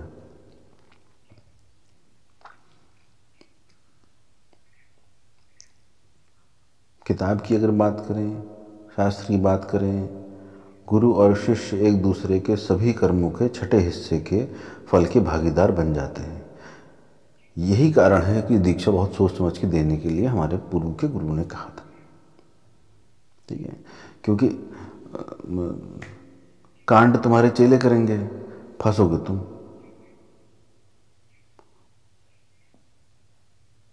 आजकल की सामाजिक भाषा में अगर बात करें तो, ठीक है। दीक्षा के लिए जो योग्य होते हैं वो धर्म अनुरागी होते हैं, उत्तम संस्कार वाले वैरागी व्यक्ति जो होते हैं, प्रेममय होते हैं, ऐसे व्यक्तियों को दीक्षा देनी चाहिए।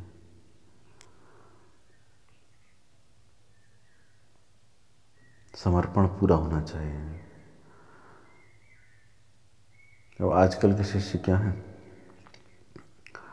गुरु जी दीक्षा चाहिए, दीक्षा चाहिए। साले इतना बड़ा क्वेश्चनरी मुझे डालना पड़ गया वेबसाइट में कि इसमें जो फेल होगा साले वो दीक्षा देनी नहीं है, हटाओ भागो साले को, क्योंकि आगे यही नाम खराब करेगा सबका, माता पिता का, गुरु का, गुरु मंडली का। तो माता पिता को तो उसकी जिम्मेदारी है, गुरु मंडली मेरी जिम्मेदारी है। इसलिए मैंने ये बहुत सोच समझ के निर्णय लिया है कि मैं सिर्फ सेलेक्टेड साधकों को ही गुरु गुरु बन के दीक्षा दूंगा। फॉर्मेलिटी के लिए तो क्या बताऊं मैं, वो तो कहीं भी जा सकते हैं फॉर्मेलिटी के लिए, लेकिन वाकई में अगर कहीं पहुंचना है, कहीं आगे बढ़ना है, बदलना है अपने आप को, स्वयं को भीतर से, ईश्वर की ऊर्जा को भीतर उतारना है, उसमें जो पास होगा वही मेरे साथ आगे चलेगा। शिष्य को कैसे दीक्षा देनी है, क्या देनी है, कौन डिसाइड करे? गुरु तो डिसाइड करेगा ना। अब मेरे पीछे पड़ जाते हैं लोग, गुरु जी दीक्षा दे दीजिए, दीक्षा दे दीजिए। अरे कुछ शिष्य ऐसे, गुरु जी इनको दीक्षा दीजिए, उनको दीक्षा दे दीजिए। मतलब साला दीक्षा नहीं हो गया, लड्डू पेड़ा हो गया, बांटते चलो साले को। ये भी टेस्ट ले ले, वो भी टेस्ट ले ले। अबे तुम पापी आदमी, तुम्हें कुछ अता पता नहीं गुरु की मर्यादा क्या होती है, गुरु से बात कैसे की जाती है, गुरु के चरणों की तरफ ही देखा जाता है। तुम चले लठ बजाने जमाने में और ले रहे हो गुरु दीक्षा।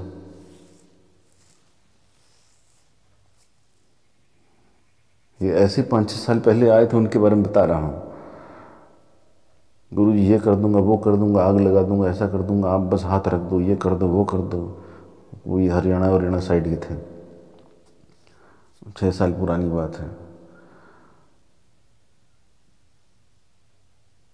तो अब हमें भी नहीं पता भाई, हम भी साधकों से सीख रहे हैं ना कि इतने हरामी टाइप भी शिष्य होते हैं। क्योंकि हमें तो अपना ध्यान है कि भाई हम नहीं थे इतने हरामी कि गुरु के चरणों के ऊपर भी जाकर कुछ बोल सकें। हम तो वाणी ही नहीं निकलते थे। इतना प्रेम बहता था कि पैरों को देख देख के रोते रहते थे। दूसरे से कोई मतलब ही नहीं होता था कि दूसरा क्या पॉलिटिक्स कर रहा है। हमें तो वो चीज़ पता है। ये तो तुम शिष्य लोग मुझे सिखाते हो कि गुरु से ऐसे भी व्यवहार किया जा सकता है। तो मुझे बड़ा आश्चर्य होता है कि या तो मैं ही गलत हूँ या तो फिर मैंने ही गलत दिया किसी को दीक्षा। तो महाराज आए और मुझे लगा कि भाई ये आगे बढ़ना चाहते हैं और इस प्रेमवश ये ऐसे अपने भाव प्रकट कर रहे हैं।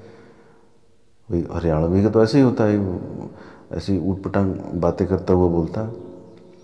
मैंने कहा ठीक है भाई, मैं हरियाणा रहा भी था तो उस वाणी को समझ रहा था मैं। और खैर मुझे पसंद नहीं आई बात जैसे वो बोल रहे थे, लेकिन फिर भी करुणावश मैंने दीक्षा दी। उसके बाद वो साधना करने के लिए बैठ गए।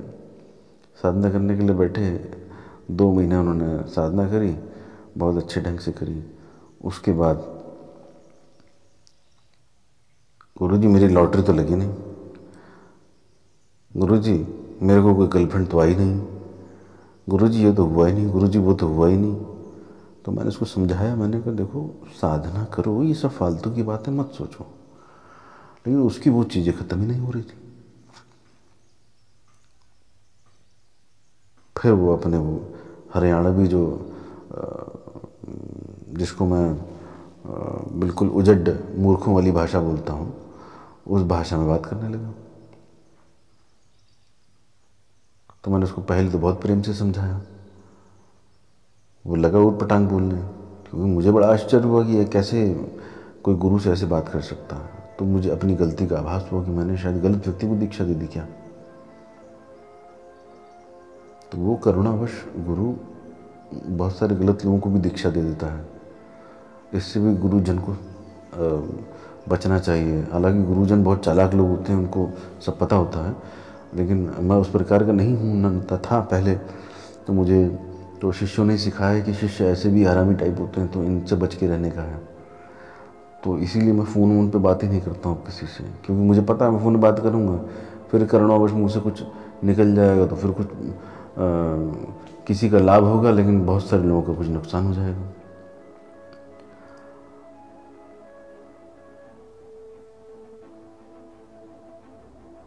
तो पहले तो मैंने उन जट्ट आदमी को बहुत प्रेम से समझाया, लेकिन वो फिर लट्ठी बजाने लगे। तो मैंने ठीक है वो फिर तुम्हारा लट्ठ हम तोड़ते हैं, रुको। तो मैंने फिर अचानक से मैं अपने जिस आसन पे मैंने करोड़ों असंख्य करोड़ों, मतलब वो आसन ही प्रॉपर, अगर मैं किसी के सर पे मार दूँ खींच के तो वो या तो मर जाए या तो वो लीन हो जाए कहीं।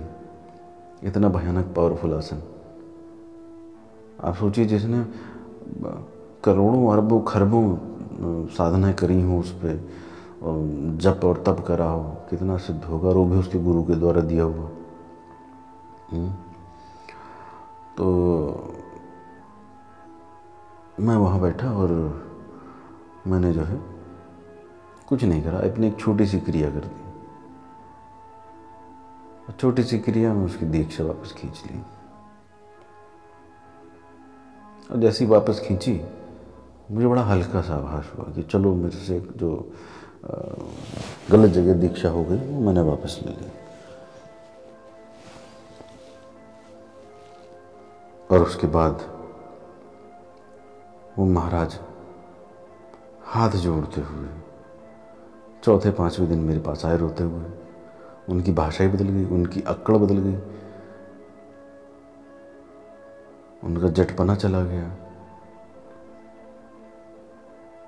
अब क्या हुआ, क्या नहीं हुआ, कैसे हुआ, ये सब उनके और मेरे बीच की बात है, क्योंकि उसके बाद वो पूरी तरीके से बदल गया।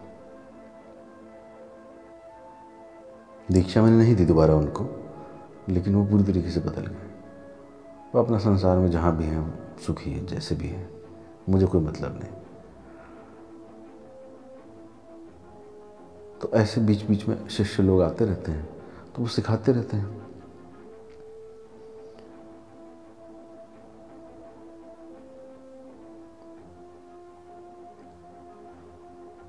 गुरु अपने शिष्य का जो परीक्षण है, धैर्य का, समर्पण का, वाणी का, व्यवहार का, उसके गुरु के प्रति समर्पण का, बाकी गुरु भाइयों के प्रति व्यवहार का, संसार के प्रति, माता पिता, ये सब चीज़ों का परीक्षण लेता हुआ चलता है।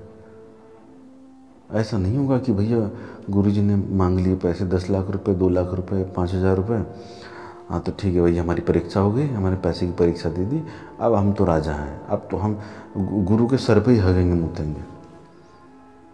ऐसा नहीं है। हर एंगल से परीक्षा ली जाती है, हर एंगल से, जितना साधक सोच भी नहीं सकता, और जितना उन साधकों को मेरे भटके हुए 10 साल पुराने साधक भी भटका दें मन में, उतना भी वो नहीं सोच सकता है। उतनी गहराई तक परीक्षा हो सकती है।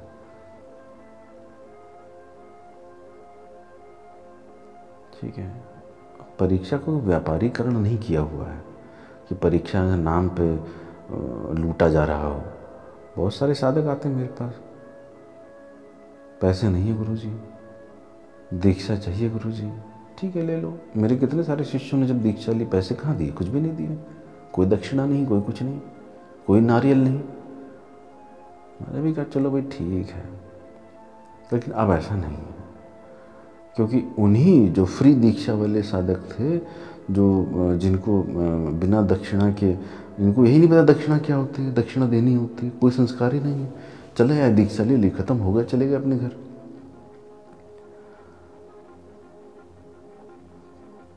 आप यकीन नहीं करेंगे, विश्वास नहीं करेंगे, हम लोगों ने एज एन आश्रम, एज ए गुरु, लोगों को आने जाने का टिकट भी कराया।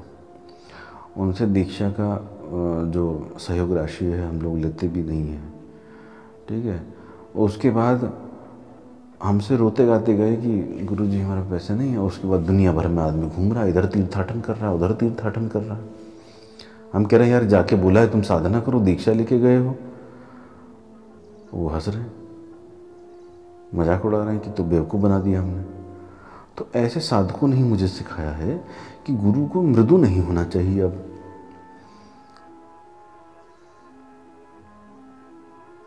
इन लोग, ये जो चेले चपाटे लोग हैं, इनको चाहिए हरामी टाइप के गुरु, ये तभी सुधरते हैं।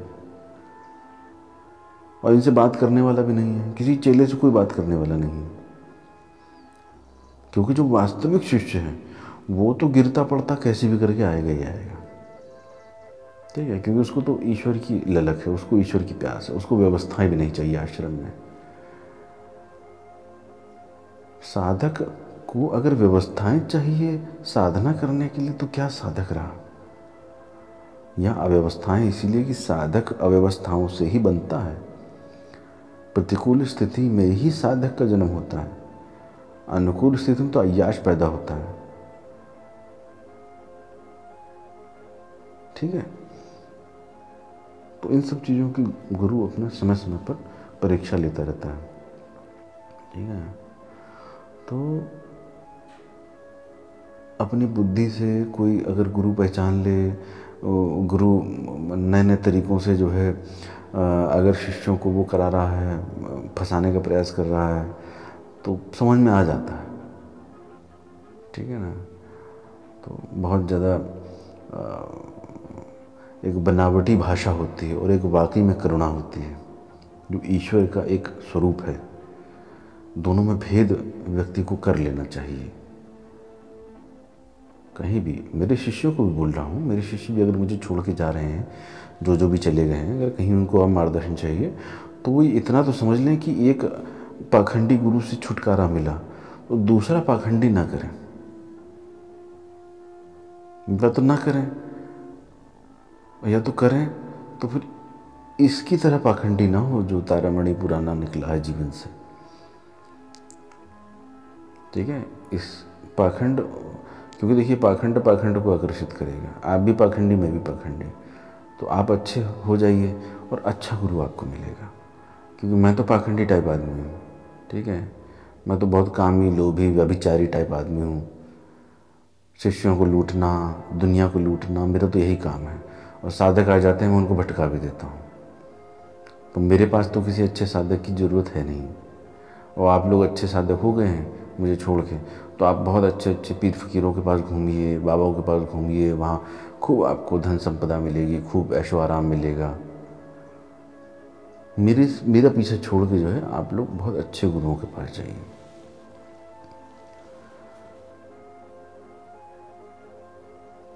अच्छा शिष्य क्या होता है,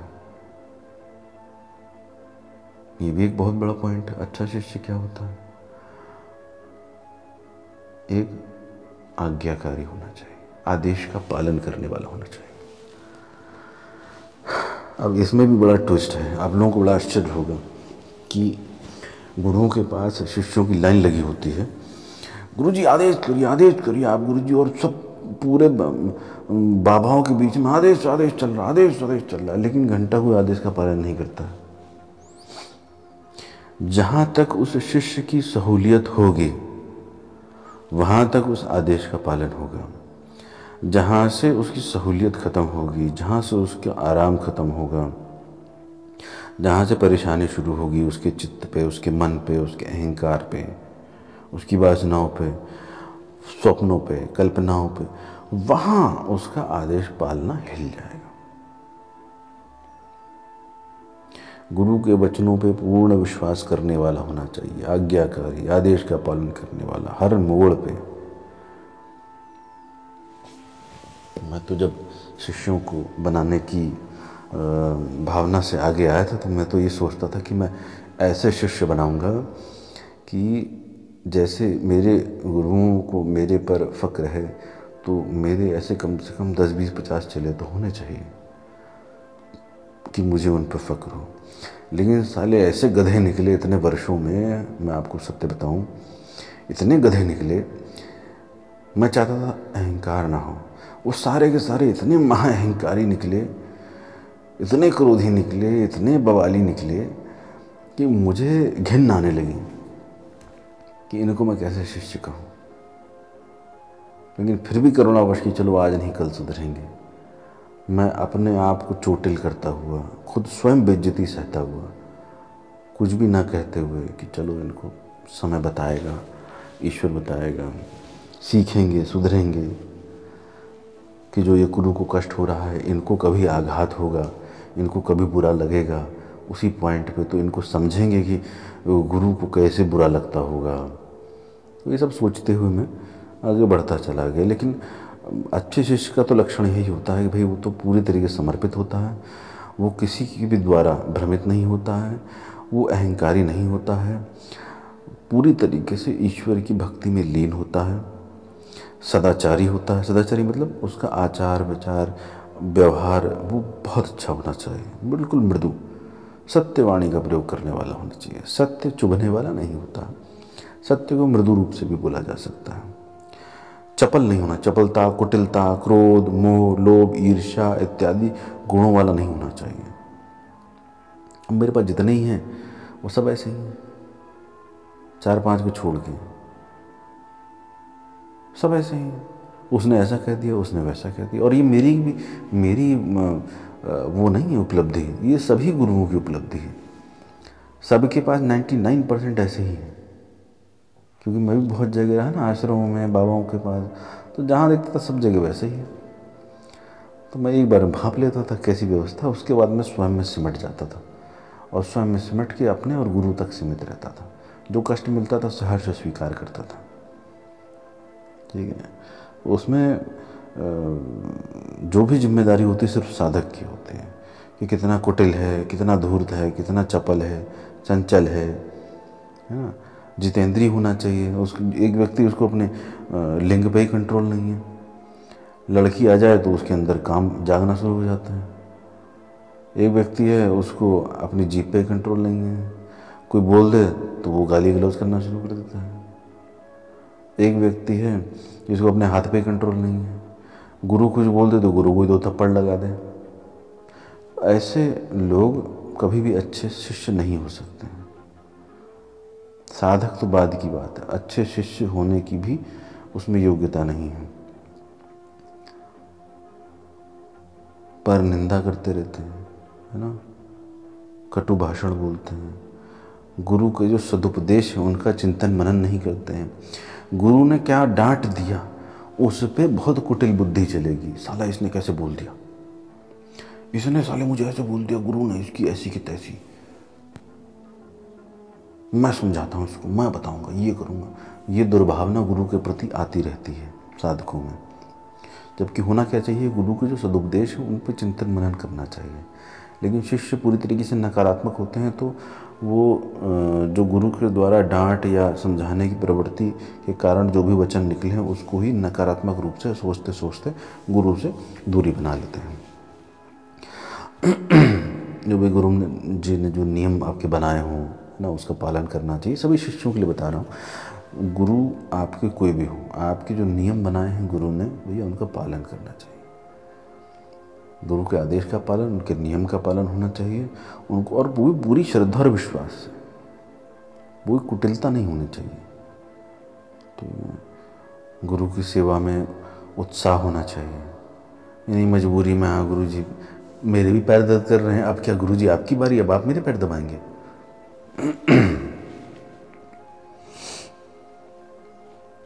तो ऐसे शिष्य मिलना बहुत दुर्लभ है।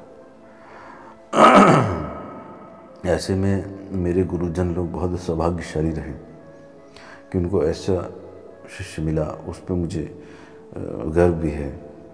लेकिन मैं किसी भी अपने शिष्यों पर गर्व नहीं कर पा रहा हूँ। ये मेरे निश्चित रूप से मेरे असफलता है। मैं किसी को भी अपना शिष्य नहीं कह पाता हूँ खुल के, क्योंकि वो शिष्य के गुण ही नहीं दिखते हैं। अब वो भी क्या करे, वो भी मजबूर है, वो भी ज़बरदस्ती घुस गए दीक्षा लेके बिजनेस में।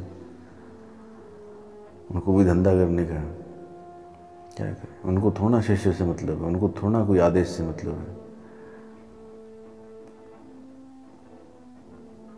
वो आदेश का पालन भी करेंगे, उस पर एहसान भी जता देंगे कि सन 1857 की लड़ाई में गुरु जी हमने आपको 1 रुपया दिया था, वो लौटा दीजिए।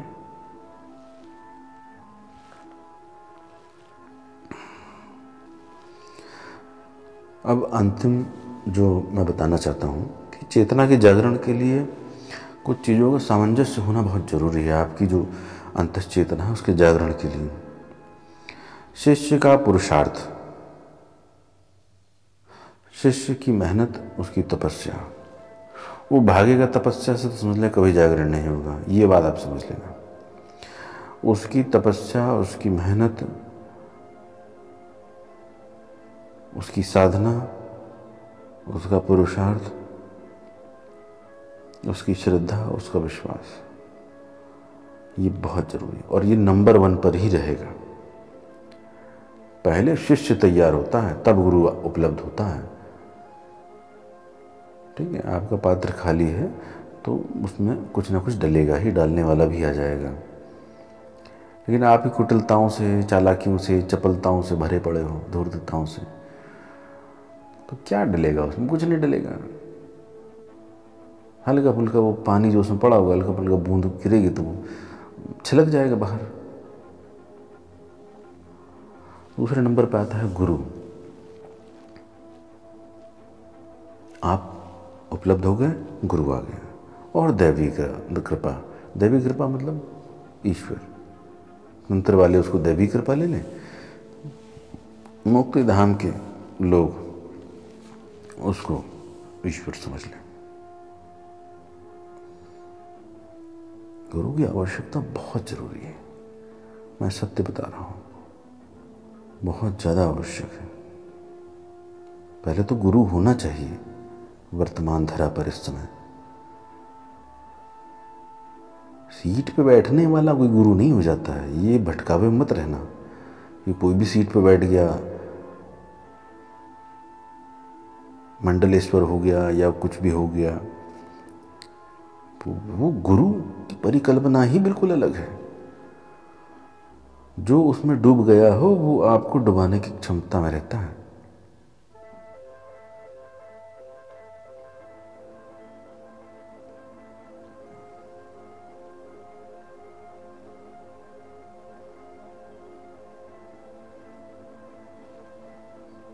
गुरु की बहुत ज़्यादा आवश्यकता है।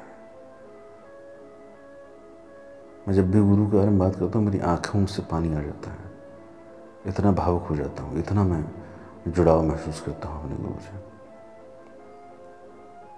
और कुछ भी नहीं होता है, कुछ विचार नहीं चलते हैं, कुछ डिमांड नहीं आती है, बस बह जाता है।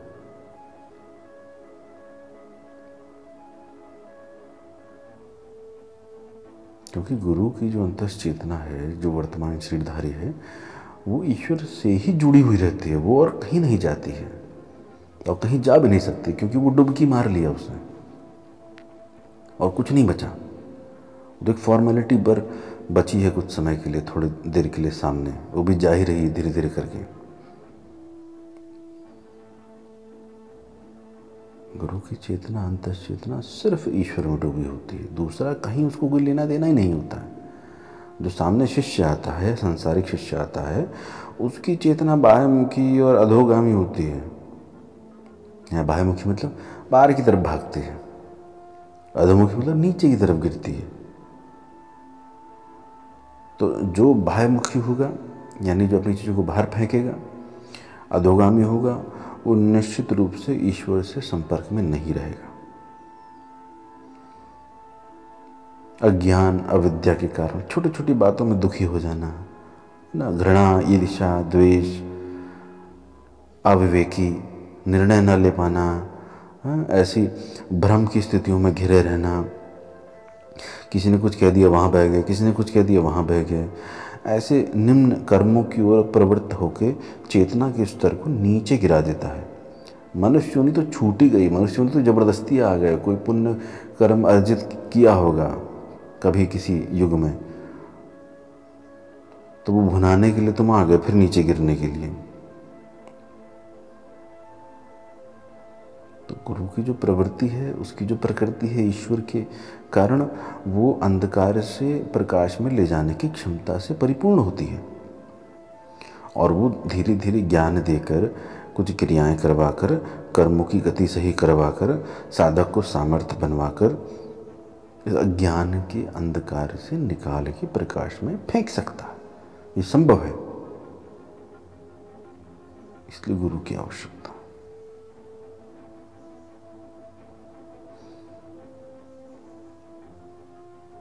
अब बहुत सारे लोगों को ये भी रहता है कि हम आध्यात्मिक हो जाएंगे, जैसे आप कह रहे हैं वैसे तो हमारा परिवार भी छूट जाएगा। ठीक है, अब उनके प्रति हमारी जिम्मेदारी है। ज्ञान तो हमें अभी आप दे रहे हैं, पहले तो हम ये कर्मकांड कर ही चुके हैं। तो मेरा कहने का मतलब ये है कि आप अपने घर परिवार को मत छोड़ दीजिए, कम से कम इस क्षमता में तो आ जाइए कि उनको समझा सकें कि भाई मैं छोड़ के आपको कहीं नहीं जा रहा हूँ, लेकिन जैसे आप मेरे पिता हैं वैसे ही मेरा एक आध्यात्मिक पिता भी है इस जगत में, जो मुझे पुकारता है, मुझे ज्ञान देने के लिए बुलाता है। ये आपकी जिम्मेदारी है, मेरे माता, मेरे पिता, मेरी पत्नी, मेरे बच्चे, ये आपकी जिम्मेदारी है कि आप मुझे स्वयं कहें कि जाइए 10 दिन के लिए, मैं आपको आज्ञा देती हूँ। और जिस दिन आप आज्ञा देना बंद करेंगे पिता माता, उस दिन से मैं चोरी छुपे जाऊंगा, चोरी छुप छुप के जाऊंगा और गलत तरीके से जाऊंगा, जिसका दोष हे माता हे पिता आप सब पे लगेगा, मेरी आने वाली पीढ़ियों पर लगेगा।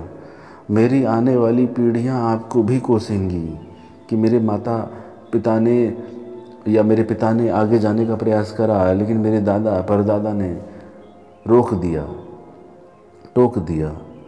और हे मेरे माता पिता, जब मेरे पुत्रों की, मेरे बच्चों की भी संतानें होंगी और वो तर्पण मार्जन इत्यादि कर रहे होंगे, तो आपकी आत्माएं किसी लोक में रुदन कर रही होंगी कि यही सब क्रियाओं से बचने के लिए मेरे पुत्र को मैंने रोका। और कोई एक चेतना इस जगत में इन मेरे आवागमनों को रोकने के लिए प्रेरित कर रही थी मेरे ही बच्चे को, और मैंने अज्ञानतावश उसको रोक दिया। ये मेरे से बहुत बड़ा पाप हुआ, अपराध हुआ।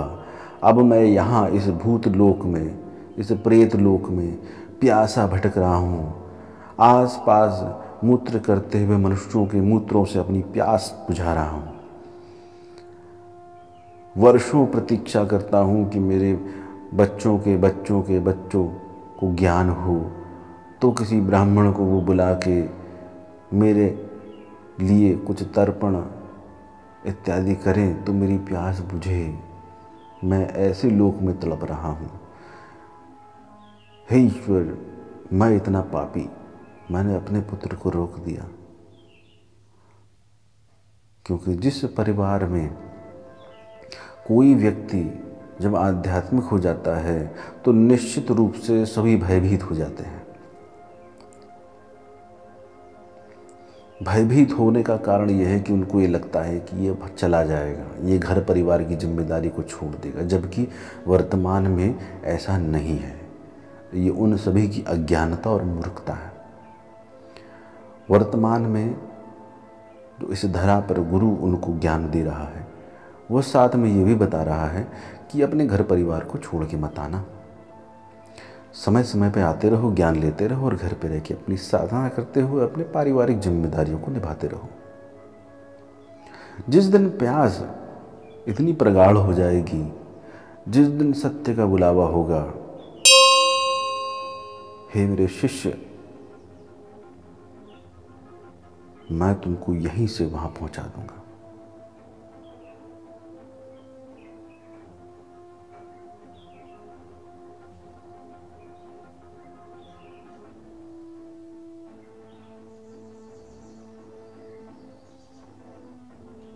जिस परिवार में सत्य प्रकट होता है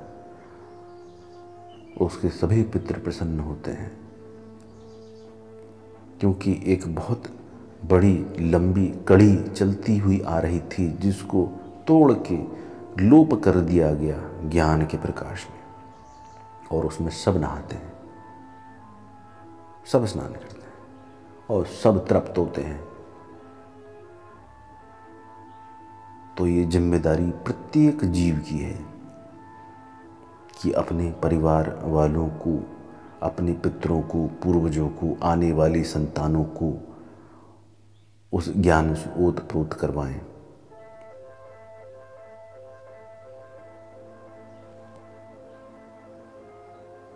बहुत लंबा विषय है, बहुत कुछ चर्चा हो चुकी है। शिष्य कैसा होना चाहिए, गुरु कैसा होना चाहिए, दीक्षा कैसे देनी चाहिए, दीक्षा कैसे होती है, किसको देनी चाहिए, कौन अधिकारी है कौन नहीं है, तो पुनः एक अंत में एक लाइन में बोलना चाहता हूँ।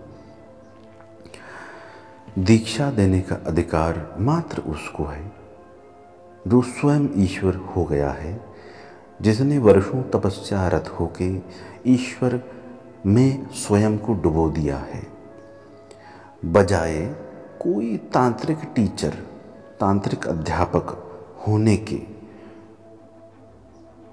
गुरु यदि होना चाहता है, गुरु के धंधे में आना चाहता है, उसको पहले ईश्वर का धंधा चालू करना पड़ेगा। ईश्वर का धंधा मतलब स्वयं को ईश्वर में डुबोना पड़ेगा। जैसे व्यापारी सुबह शाम 24 घंटे पैसे पैसा पैसा पैसा करता ना, वैसे व्यापार की बात कर रहा हूँ। इस साधक को सिर्फ ईश्वर में डूबने की रट लगानी चाहिए। कैसे मैं ईश्वर प्राप्त करूं,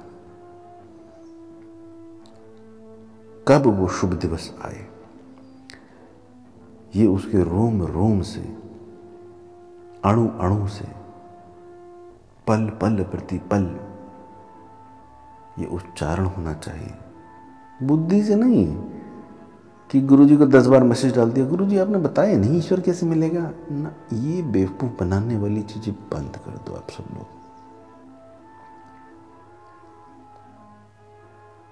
अगर उन्नत कोटि का गुरु बनने का, धंधा करने का है, तो ईश्वर की राह पकड़ो, ईश्वर को उतरने दो, स्वयं को बदलने दो। ऐसी क्या नपुंसकता है कि हम बदल नहीं सकते हैं? इतने तो नपुंसक नहीं होंगे इस युग के पुरुष, ऐसा मुझे आभास है। ईश्वर उतरने देने में क्या पीड़ा है? उतरने दीजिए। अपने स्वरूप को जानने देने में क्या पीड़ा है? इतनी बड़ी चीज चाहिए ईश्वर, और उसके लिए कोई बलिदान भी नहीं देना है। ये प्रश्न आपके ऊपर मैं छोड़ता हूं, और फिर मिलेंगे किसी विस्तृत चर्चा पर, किसी डिटेल्ड एनालिसिस पर, मेरे अपने तरीके से, मेरे अपने अनुभवों के आधार पर आपको कुछ ज्ञान देने के लिए मैं समय समय पर आता रहूँगा, क्योंकि डायरेक्ट मैंने बात बंद कर दी है सभी से। तो उन लोगों तक उनके जो प्रश्न, उनकी जो दुविधाएं, उनकी जो शंकाएं, उनका निराकरण इनके माध्यम से होता रहता है। तो ये बहुत अच्छा माध्यम है, और बहुत सारे लोगों को इन वीडियोस को सेव करके भी रखना चाहिए, ताकि मान लीजिए कल यूट्यूब बंद हो जाए और सारा ज्ञान चौपट हो जाए, फिर तो कभी आएगा नहीं। क्योंकि मैं एक जो चीज़ बोल चुका हूँ, बहुत सारी चीज़ें मैं दोबारा कभी बोलूँगा नहीं। तो ऐसे भी कुछ लोग अगर व्यवस्था कर सकते हो तो व्यवस्था करके उसको स्टोर करके रखें, ताकि आने वाले समय में कुछ, आप लोग तो नहीं, आप लोग में से तो इक्का दुक्का ही कोई इस वीडियो को जो सुन रहा होगा, सुनने लायक होगा। तो आगे आने वाले समय में जो भी सुनने लायक हो, इसको सुन के लाभ ले सकें। और नहीं भी बचेगा तो भी कोई दिक्कत नहीं, क्योंकि सत्य अपना रास्ता स्वयं निकाल लेता है, उस साधक तक पहुंचने का जो उसके लिए योग्य है।